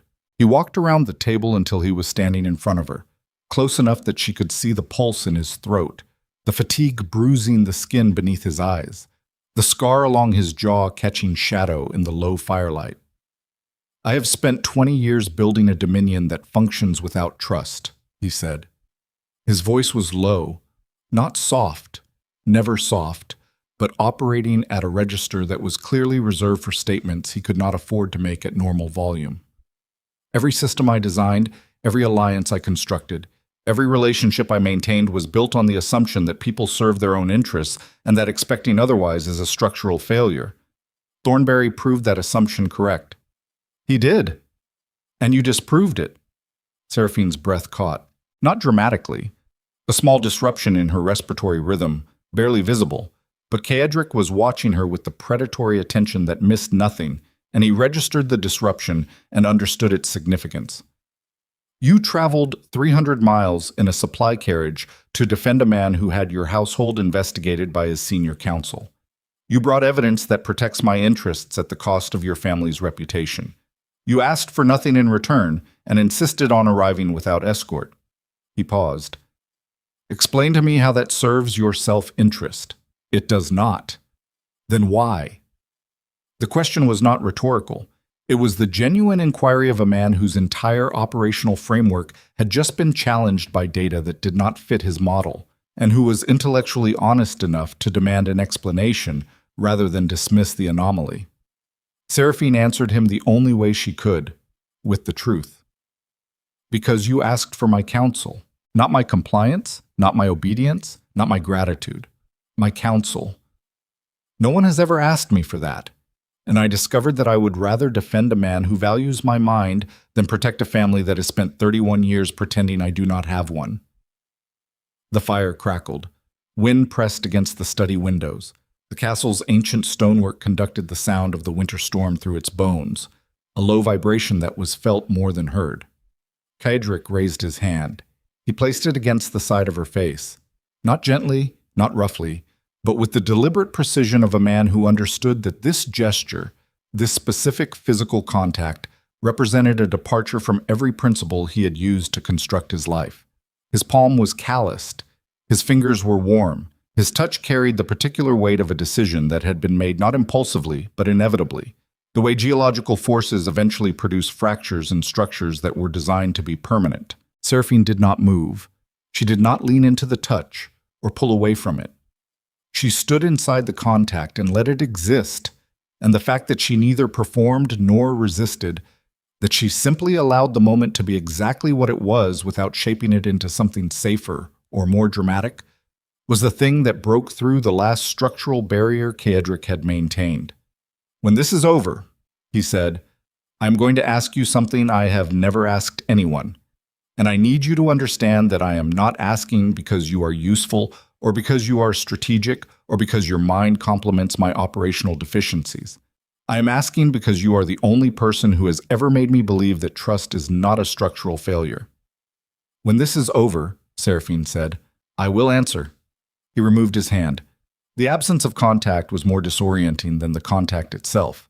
He stepped back, straightened his coat, and returned to the table with the focused efficiency of a man re-engaging with operational reality after a brief and dangerous excursion into territory he did not fully control. "Parliament reconvenes in 6 days. I need the evidence package assembled, verified, and sealed within 4. Aldrich will coordinate the delivery logistics. I want simultaneous presentation to the Speaker, the Lord Chancellor, and the Crown's judicial representative." "And the press? What about the press?" 3 of the 6 parliamentary offices that received the forgeries have already leaked to editorial contacts. The narrative is forming. If we wait for parliamentary procedure to run its course, the public story will calcify before the evidence is heard. We need to control the narrative before it controls us. Kaedric looked at her. "You have press contacts." "I have administrative contacts who have press contacts. Household managers, estate stewards, clerical staff, the people who actually move information through the kingdom's infrastructure while their employers take credit for the results. 3 of them owe me professional favors. 1 manages correspondence for the editor of the Capital Register. You want to leak the counter-evidence before the parliamentary presentation. I want to see doubt, not the full evidence. That needs to land formally, through proper channels with legal weight, but enough to make the editors hesitate before printing the scandal as established fact. A rumor that the documents contain dating errors, a suggestion that the source has been terminated for cause, enough to create uncertainty in the narrative without revealing our full position." Kaedric studied her for a long moment. The firelight shifted, and in the changed illumination her face looked different, not softer, but more defined, as though the crisis had burned away whatever residual accommodation she had been maintaining and revealed the structural architecture beneath. She was not a woman playing at strategy. She was a strategist who had been forced to play at being a woman, and the distinction was the most compelling thing he had encountered in 20 years of navigating power. "Do it." Seraphine nodded once. She gathered the relevant documents, sat down at the desk in the corner of the study, and began composing 3 carefully calibrated letters to 3 carefully selected contacts. Each letter contained different information. Each letter was designed to produce a specific effect. Not a coordinated story, but a coordinated hesitation, a synchronized moment of editorial doubt that would slow the scandal's momentum long enough for the formal evidence to land. She wrote for 2 hours. Kaedric worked at the main table, restructuring his parliamentary strategy, drafting the formal complaint against Thornbury, and preparing the financial documentation that would prove the forgeries were fabricated using outdated account structures. They did not speak. They did not need to. The silence between them was not absence. It was architecture. 2 minds building complementary structures simultaneously, each trusting the other's work without verification because the quality was evident in the process. At 2 a.m, Seraphine sealed the 3rd letter and set it with the others for morning dispatch. She looked across the room at Kaedric, who was still writing, his pen moving across paper with the relentless precision that characterized everything he did. "Your Grace!" He looked up. "Thornbury's forgeries reference a marriage contract. The specific terms describe a financial arrangement in which I receive a settlement in exchange for providing ongoing access to Evermont financial intelligence. I read them. The fabricated contract includes a clause granting me residential status at Blackthorn. It specifies chambers in the East Wing, household authority over domestic staff, and signatory power on minor estate expenditures. Kedrick set his pen down. Thornberry fabricated terms he believed I would eventually propose. He fabricated terms he feared you would propose. There is a difference. The forgery is not an invention. It is a projection.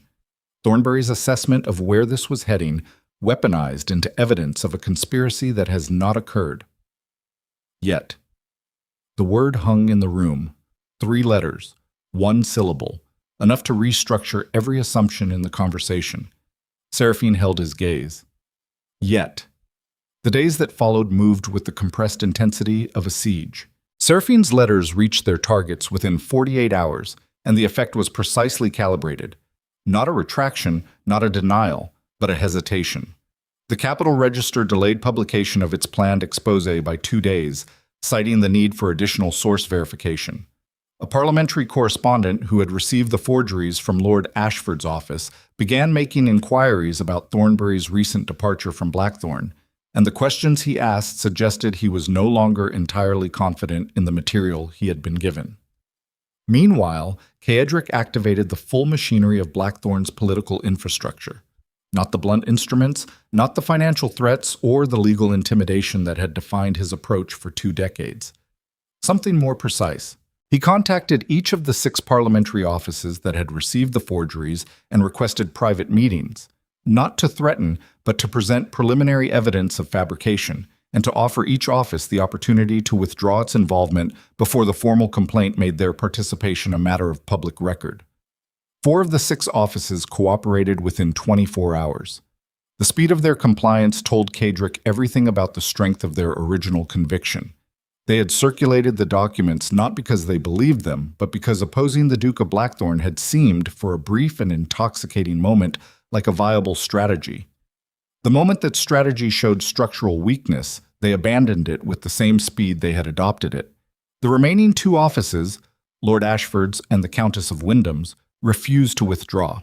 Ashford because he had invested too much political capital in the scandal to retreat without catastrophic loss of face. The Countess because her family's territorial interests had been in direct competition with Blackthorn for 3 generations, and she recognized the forgeries for what they were, but considered them useful, regardless of their authenticity. Ashford will fold when the parliamentary evidence lands, Kedrick said, on the 4th morning, standing at the study window while Seraphine reviewed the finalized evidence package at the desk. He calculates risk competently. When the cost of continued involvement exceeds the political return, he will withdraw and claim he was misled. And the Countess? The Countess is not motivated by calculation. She is motivated by inheritance.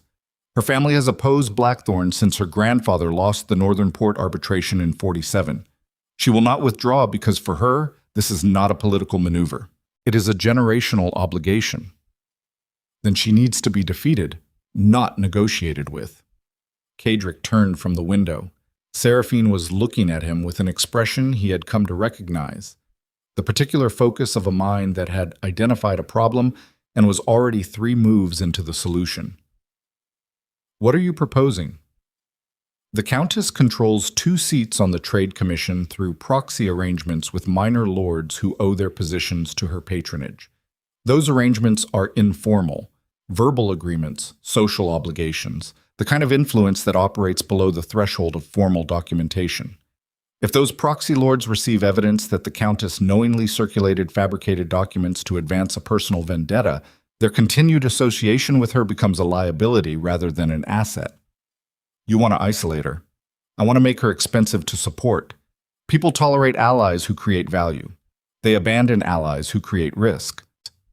Kedrick crossed the room and stood beside the desk, looking down at the evidence package Seraphine had assembled. 47 pages of financial documentation, correspondence analysis, timeline reconstruction, and the 2 critical dating errors that proved the forgeries were fabricated. The package was organized with the same meticulous precision she had applied to the Evermont household accounts. Clean, sequential, devastating. This is not household management, he said quietly. No, this is warfare. The tools are the same. The scale is different. On the 5th day, Kedrick and Seraphine traveled to the capital together. One carriage, the Blackthorn crest visible on the doors, two outriders, no attempt at concealment. The message was deliberate. The Duke of Blackthorn was not hiding, was not retreating, was not behaving like a man whose reputation was under siege. He was traveling to Parliament with the woman the forgeries had been designed to destroy, and the visibility of that choice was itself a weapon. They arrived at the parliamentary complex at 9 in the morning. The Speaker's office had been notified. The Lord Chancellor's judicial representative was present. The formal complaint, sealed and witnessed, was delivered by Aldrich Voss to the parliamentary clerk at 9:15. At 9:30, Cadric entered the Speaker's chamber. Seraphine accompanied him. The Speaker, Lord Caldwell, a veteran parliamentarian who had survived 6 administrations by never committing to anything before the outcome was predetermined, looked at Seraphine with the particular wariness of a man who had not anticipated a civilian in his procedural chamber. "Your Grace, I was not informed that Lady Seraphine would be attending this meeting." Lady Seraphine is the subject of the forged correspondence. She is also the analyst who identified the fabrication evidence. Her presence is not optional. Caldwell glanced at the Lord Chancellor's representative, a thin, precise man named Hartwick, who had not spoken yet and appeared to be in no hurry to start. Hartwick returned a barely perceptible nod. "Proceed," Caldwell said. Cadric presented the case with the methodical precision of a military operation. The forged documents, Thornbury's access and motive, the termination of employment, the distribution pattern, 6 offices, 3 editors, the Lord Chancellor's secretary, the systematic intent to destroy Lady Seraphine's reputation and sever the Duke's association with the Evermont family. Then Seraphine presented the evidence. She stood at the table and walked Caldwell and Hartwick through the dating errors and the account structure discrepancies with the same clinical authority she had demonstrated in the council meeting. No embellishment, no emotional appeal, no narrative manipulation, just numbers, just dates. Just the irrefutable mathematical proof that the documents described transactions through financial channels that had not existed for 8 months. When she finished, the room was silent for 11 seconds. Caldwell looked at Hartwick. Hartwick looked at the evidence. Then Hartwick looked at Seraphine. "Lady Seraphine, this analysis would require access to Blackthorn's internal financial architecture. How did you acquire this knowledge?" The Duke provided the account restructuring records. "I identified the discrepancies independently. I have managed financial accounts for the Evermont estate for 11 years, Mr. Hartwick. Identifying structural inconsistencies in documentation is not a specialized skill. It is arithmetic applied with attention." Hartwick's mouth twitched. Not a smile. Something closer to the involuntary response of a professional encountering unexpected competence. He turned to Caldwell. "The evidence is sufficient to initiate formal proceedings against the author of the forgeries and to issue a preliminary finding of fabrication regarding the circulated documents. I will recommend the Judicial Committee convene within 10 days. Caldwell nodded. "The recommendation will be entered into the record. Lord Ashford and the Countess of Wyndham will be notified of the finding and given the opportunity to withdraw their involvement before formal proceedings commence." It was over. Not finished. The judicial process would take weeks. The political fallout would ripple for months. And the Countess of Wyndham would fight with the inherited stubbornness of a woman who considered retreat a form of ancestral betrayal. But the structural battle was over. The forgeries were discredited. The evidence was in the record. The narrative had been intercepted before it could calcify into accepted fact. Cadric and Seraphine walked out of the parliamentary complex into cold morning light. The city was waking around them. Carriage traffic, market noise, the particular kinetic density of a capital that processed more ambition per square mile than any other place in the kingdom. He walked beside her without speaking, their footsteps synchronized on the stone pavement, their breath visible in the frozen air. At the carriage, he stopped. Seraphine. It was the first time he had used her name without the title.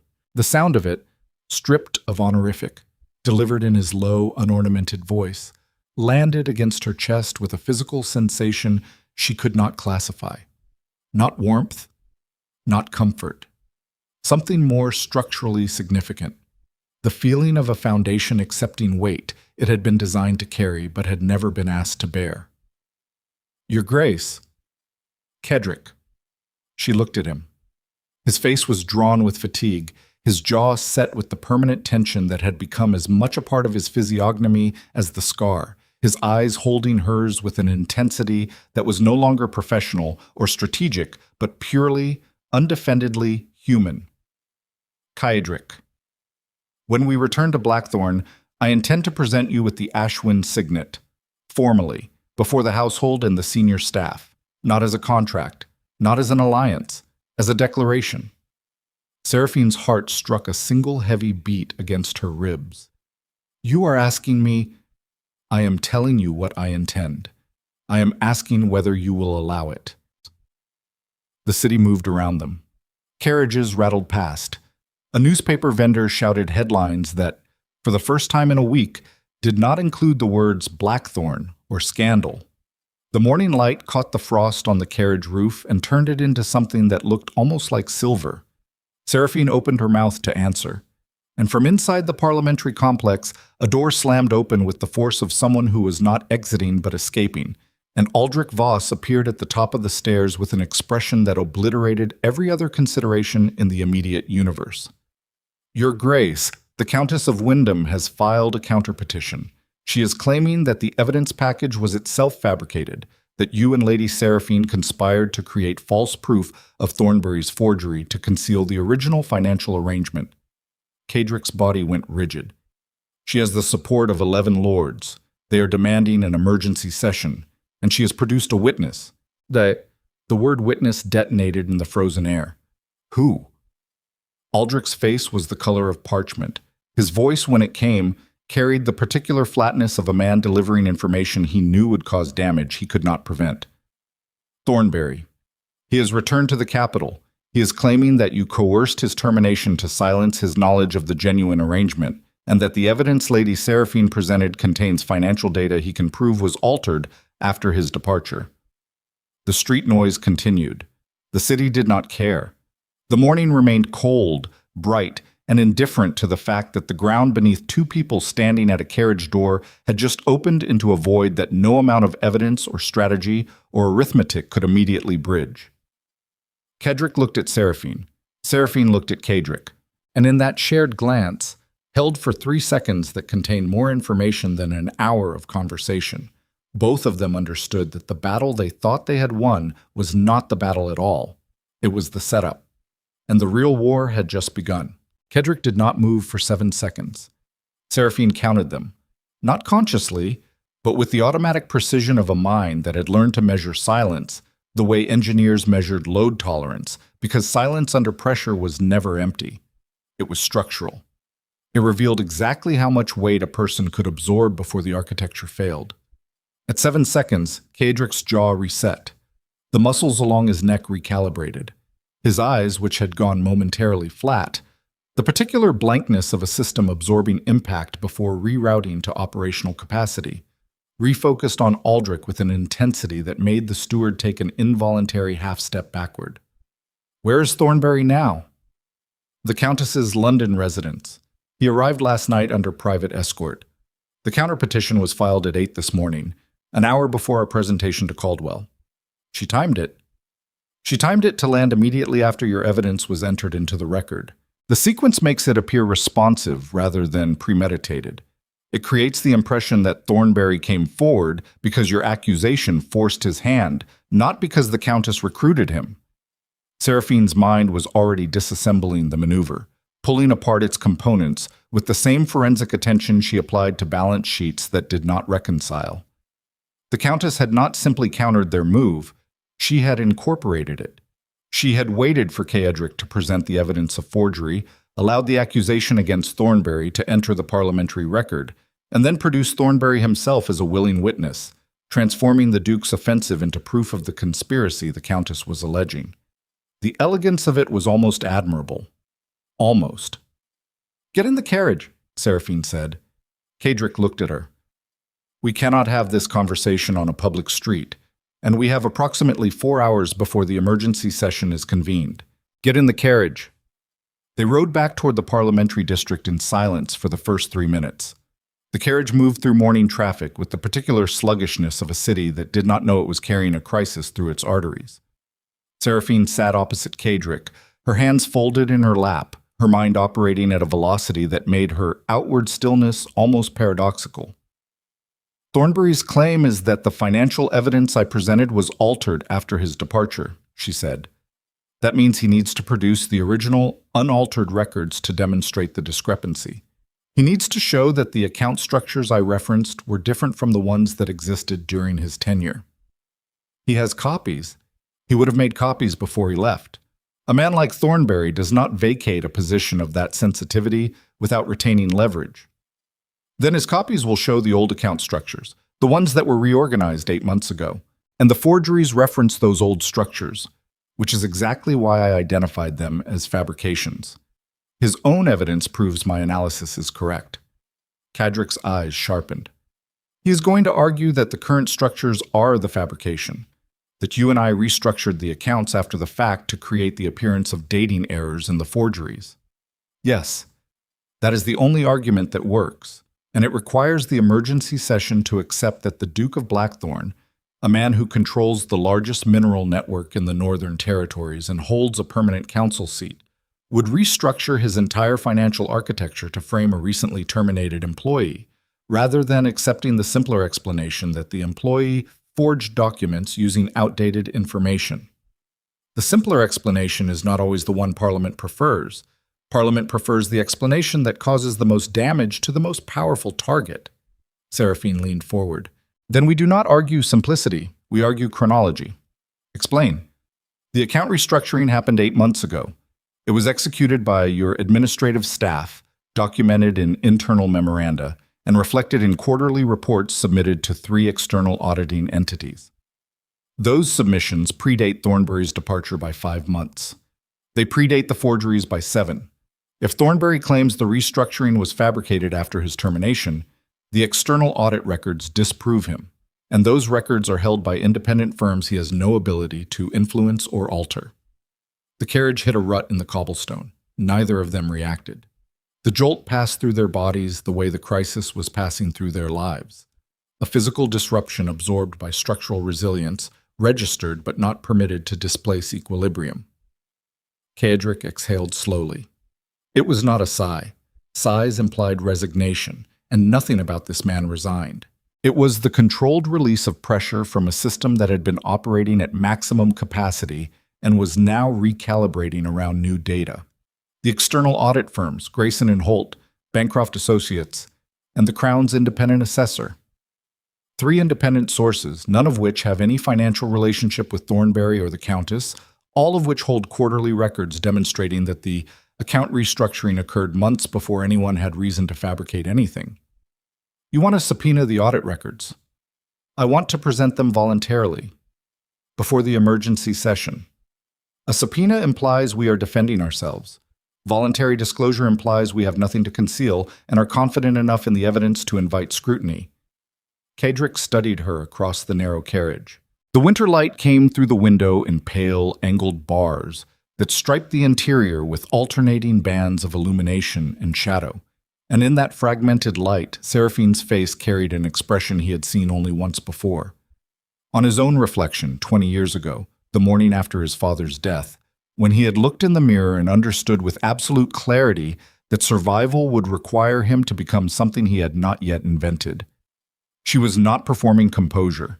She was manufacturing it in real time, building operational stability out of raw materials that included fear, exhaustion, fury, and a bone-deep understanding that the next 4 hours would determine whether everything she had risked, her family, her reputation, her future, would survive or be buried under the rubble of a conspiracy she had not started but could not afford to lose.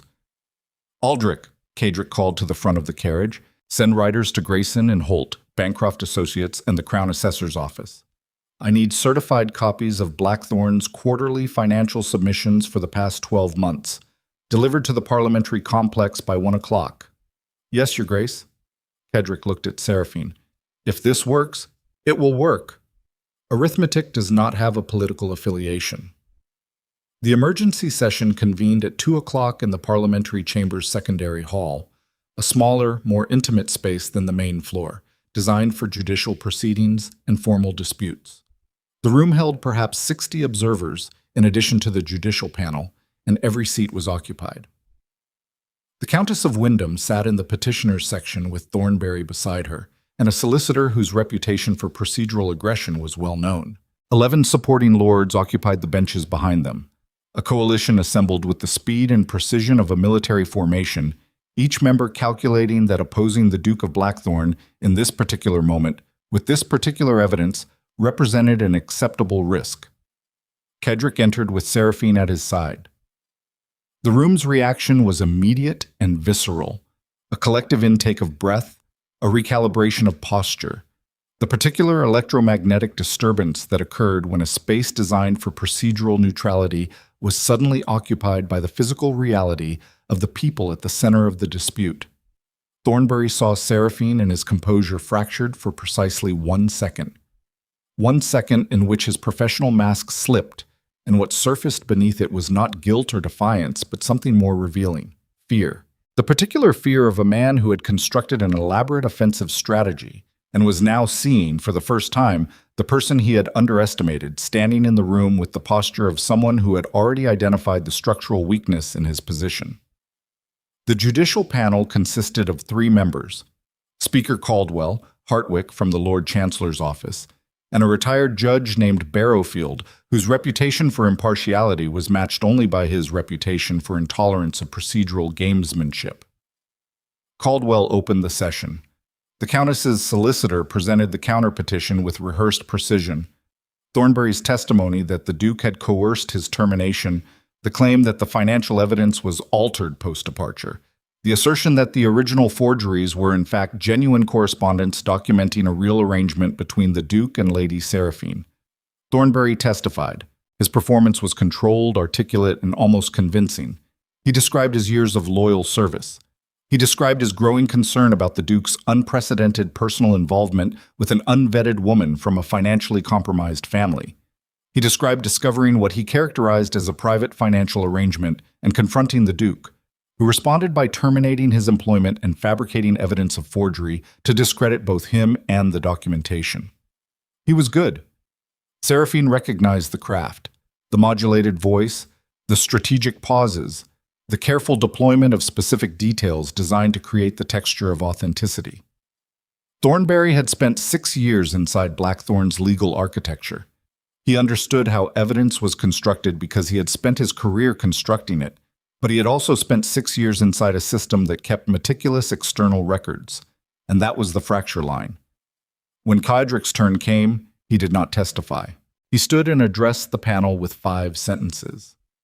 The counterpetition rests on the claim that Blackthorn's financial records were altered after Mr. Thornbury's departure to create the appearance of dating errors in the disputed correspondence. If that claim is true, the alteration would need to have occurred within the past 3 weeks.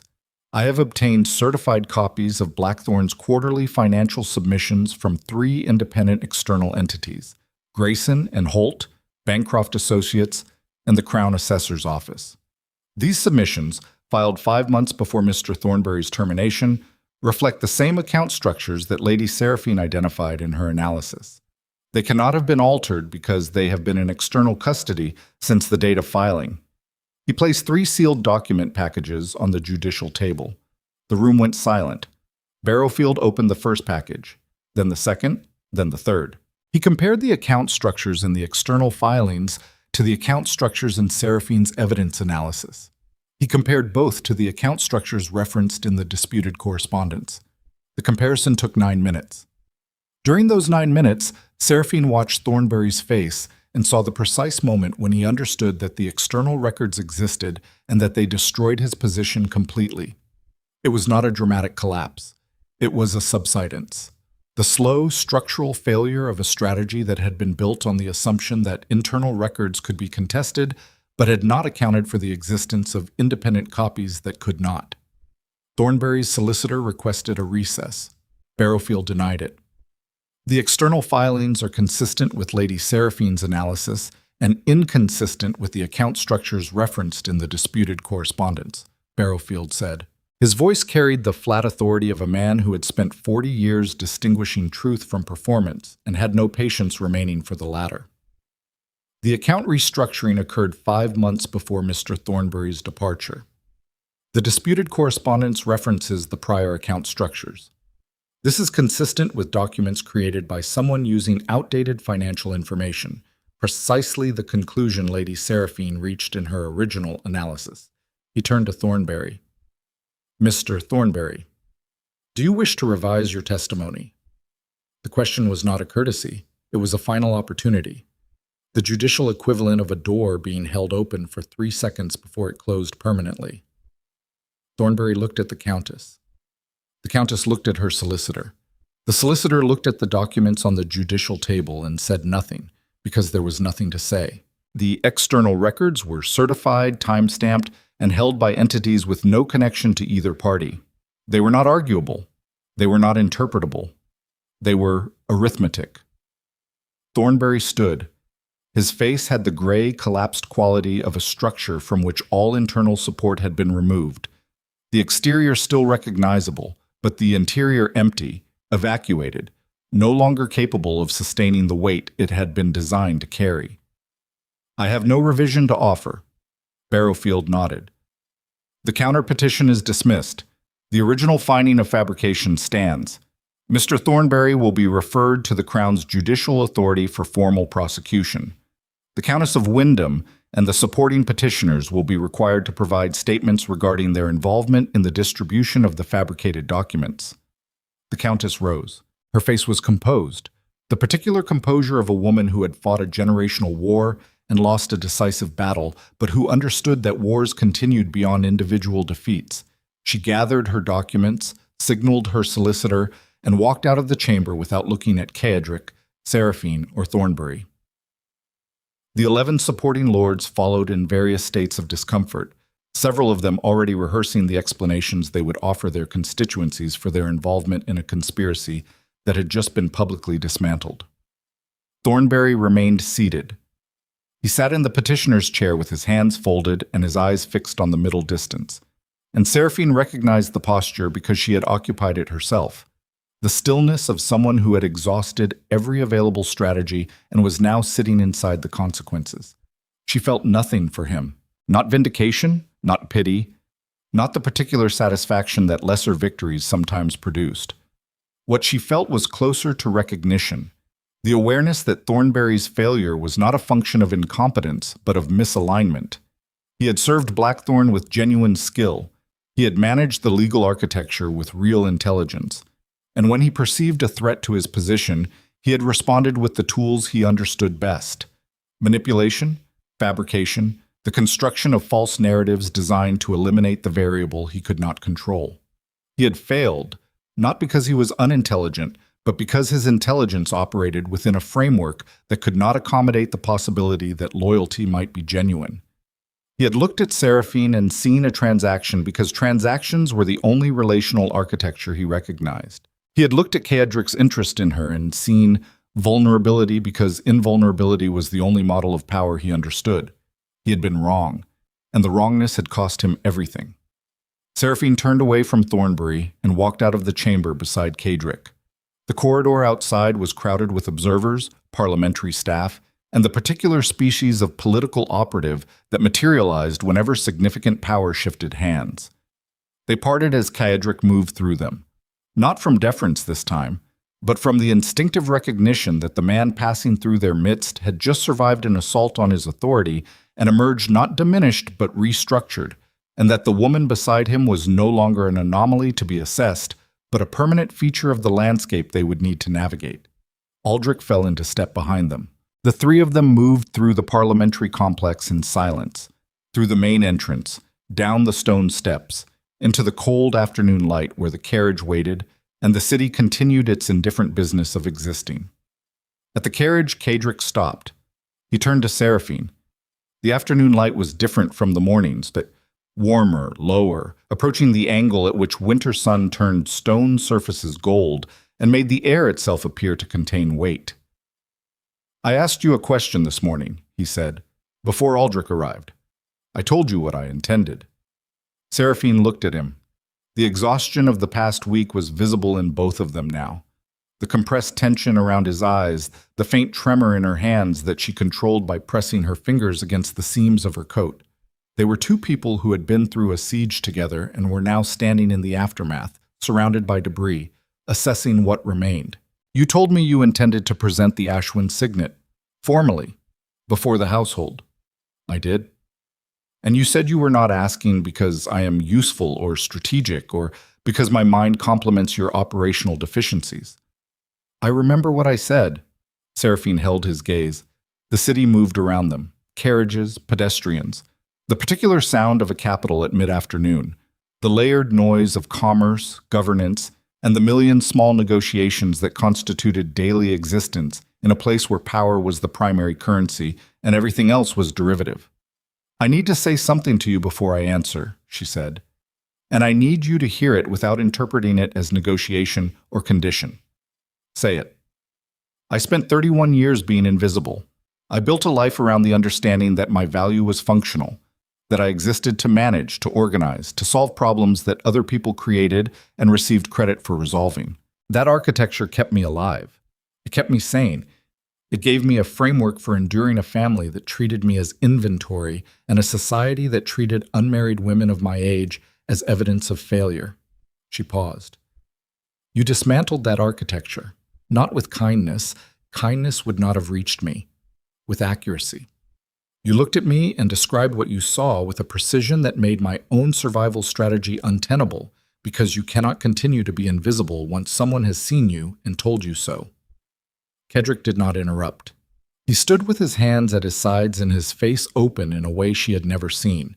Not vulnerable, not softened, but unlocked.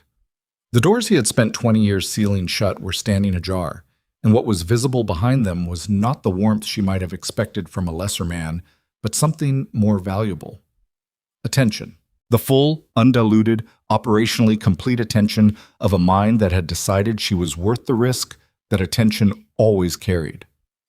I am not answering you because you are powerful, she said. And I am not answering you because the alternative is returning to a family that has already demonstrated its willingness to believe the worst about me. I am answering you because in the past 10 days you asked for my counsel, you trusted my analysis, you stood beside me in a judicial proceeding that could have ended both our public lives, and at no point, not once, did you suggest that my involvement should be concealed, minimized, or presented as anything other than what it was. What was it? Partnership. The word landed between them with the density of something forged under pressure. Not romance, not rescue, not the elaborate performance of devotion that aristocratic courtship typically demanded. Partnership. The acknowledgement that two minds, operating independently, had discovered through crisis that their combined architecture was stronger than either structure alone. Yes, Seraphine said. Kedrick's exhale was visible in the cold air, a single cloud of breath that dissolved into the afternoon light and was gone. He reached into his coat and produced the Ashwin signet ring. It was heavy, unornamented, cast from iron rather than gold. A deliberate choice made by the first Ashwin Duke 3 centuries ago to signal that Blackthorn's authority was built on industry rather than inheritance. The ring was not beautiful, it was significant. The difference mattered. He did not kneel. Kneeling would have been performance, and they had both spent their lives identifying and rejecting performance. He simply held the ring in his open palm, extended it toward her, and waited. Seraphine took it. She slid it onto her right hand, the hand that had managed accounts, written correspondence, pressed flat against cold stone walls during moments of private crisis, and built an invisible empire of competence inside a household that refused to see it. The ring was too large. It sat loosely on her finger, the iron warm from his body heat. We will have it resized, Kedrick said. Later.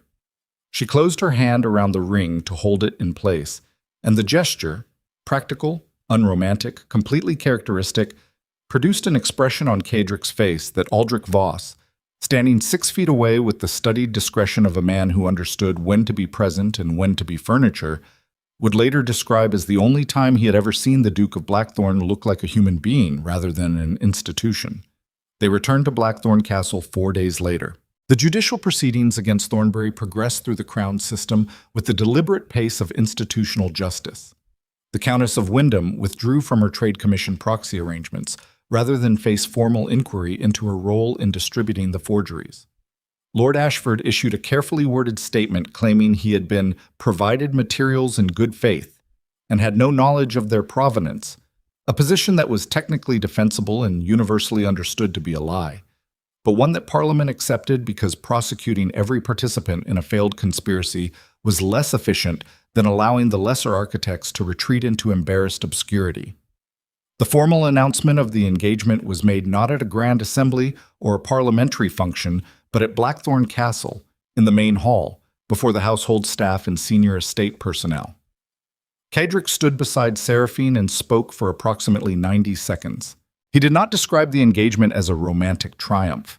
He did not frame it as a political alliance. He described it as the appointment of a partner whose capabilities he trusted and whose judgment he intended to rely upon in the management of the Blackthorn estate and its associated responsibilities. Seraphine spoke for 30 seconds. She said she would continue to do exactly what she had always done: manage, organize, solve problems, maintain the systems that kept complex institutions operational, except that now, for the first time, she would do it with her name on the work. The staff applauded. It was brief, genuine, and uncoerced, the response of people who had spent the past 2 weeks watching the crisis unfold and who recognized, with the practical intelligence of those who maintained systems rather than commanded them, that the woman standing beside the Duke was one of them. Not by class, by function. She was a person who worked, and they understood working people in a way that the aristocracy never had. In the weeks that followed, Seraphine restructured the domestic operations of Blackthorn Castle with the same methodical precision she had applied to Evermont Manor. Staff compensation was reviewed and adjusted. Maintenance schedules were overhauled. Tenant agreements were renegotiated with terms that reflected current market conditions rather than feudal assumptions. She established a formal household accounting system that provided transparent financial reporting to the estate's senior management, a practice that had never existed under Cedric's administration because Cedric had never trusted anyone enough to share financial visibility. He trusted her. The trust was not unconditional. Unconditional trust was a fiction maintained by people who had never been betrayed. It was structural trust, built on evidence, reinforced by demonstrated competence, and maintained through the daily discipline of two people who understood that partnership was not a feeling but a practice. At Evermont Manor, the consequences of the scandal settled with the slow, uneven distribution of structural damage after an earthquake. Lord Evermont's reputation absorbed the impact of his public willingness to accuse his own daughter on the basis of unverified documents. His standing in parliamentary circles diminished not dramatically, but steadily. The gradual erosion of confidence that occurred when peers recognized that a man's judgment could not be trusted because his prejudices operated faster than his intelligence. Lady Margot married a Viscount's second son the following spring, a respectable match, neither brilliant nor catastrophic, the kind of alliance that sustained middle-tier aristocratic families without transforming them. Lady Corinne remained unmarried and, in a development that surprised everyone except Seraphine, began managing the Evermont household accounts herself. Seraphine wrote to her sisters.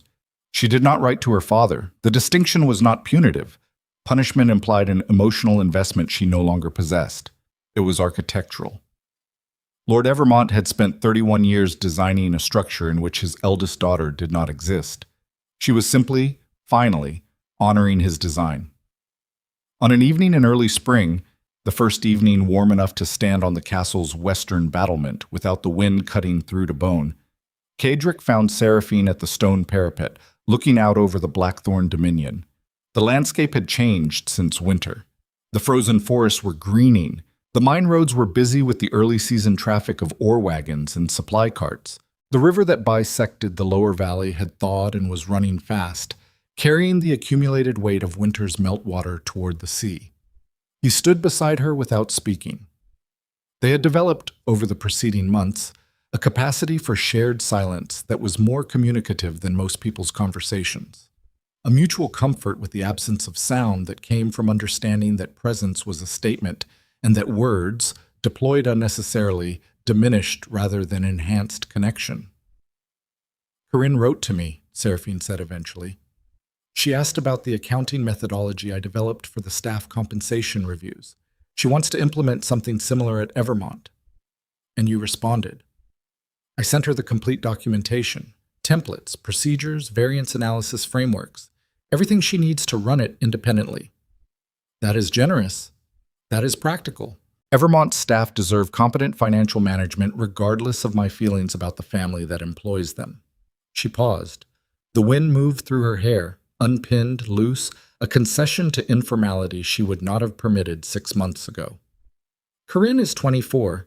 She has another 40 years of managing that estate if she chooses to. I would rather she manage it well. Kedrick looked at her. In the low spring light, with the landscape opening below them and the castle's shadow stretching east across the greening moorland, she looked different from the woman he had first noticed in the Evermont hallway. Not transformed, not softened, but completed. As though the preceding months had not changed her fundamental nature, but had provided the conditions under which that nature could finally operate at full capacity.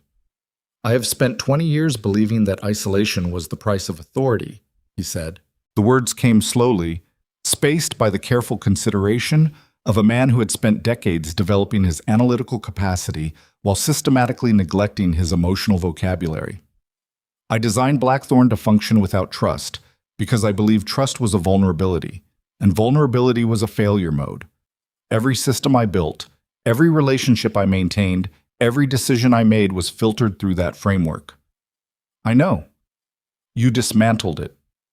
I did not dismantle anything. I offered an alternative, and you chose it. Kedrick turned to face her fully. His expression carried something she had learned to recognize over the months, not the professional calibration he displayed in public, not the controlled intensity he deployed in negotiations, but the raw, unmediated attention of a man who had discovered, at 43, that the most dangerous thing he had ever done was also the most necessary. He had opened a door he had spent 20 years welding shut, and what he had found on the other side was not the vulnerability he had feared, but a different kind of strength. The strength of a structure that could flex without breaking, that could absorb impact without shattering, that derived its resilience not from rigidity, but from the capacity to adapt.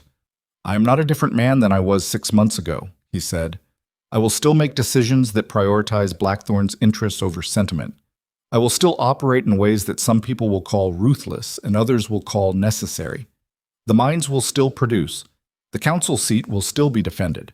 The Dominion will still function on the understanding that authority requires enforcement. I know. But I will no longer function on the understanding that enforcement requires isolation. That was not strength. It was atrophy. I built a fortress and mistook the absence of connection for the presence of security. And the only reason I can see that now is because you walked into my study with a set of household accounts and showed me what competence looked like when it was not performing for an audience.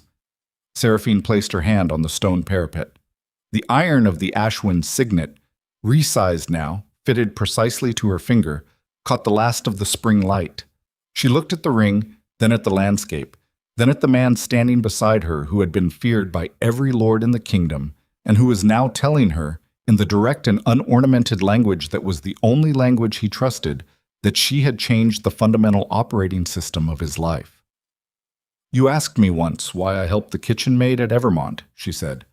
I told you that kindness without utility was performance. I still believe that, but I have learned something since then that I did not understand at the time. What?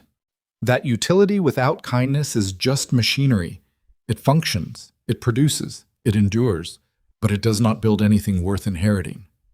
The wind shifted, the valley below filled with the sound of the river, running fast, carrying weight, reshaping the landscape with the patient, persistent force of water that does not hurry but does not stop.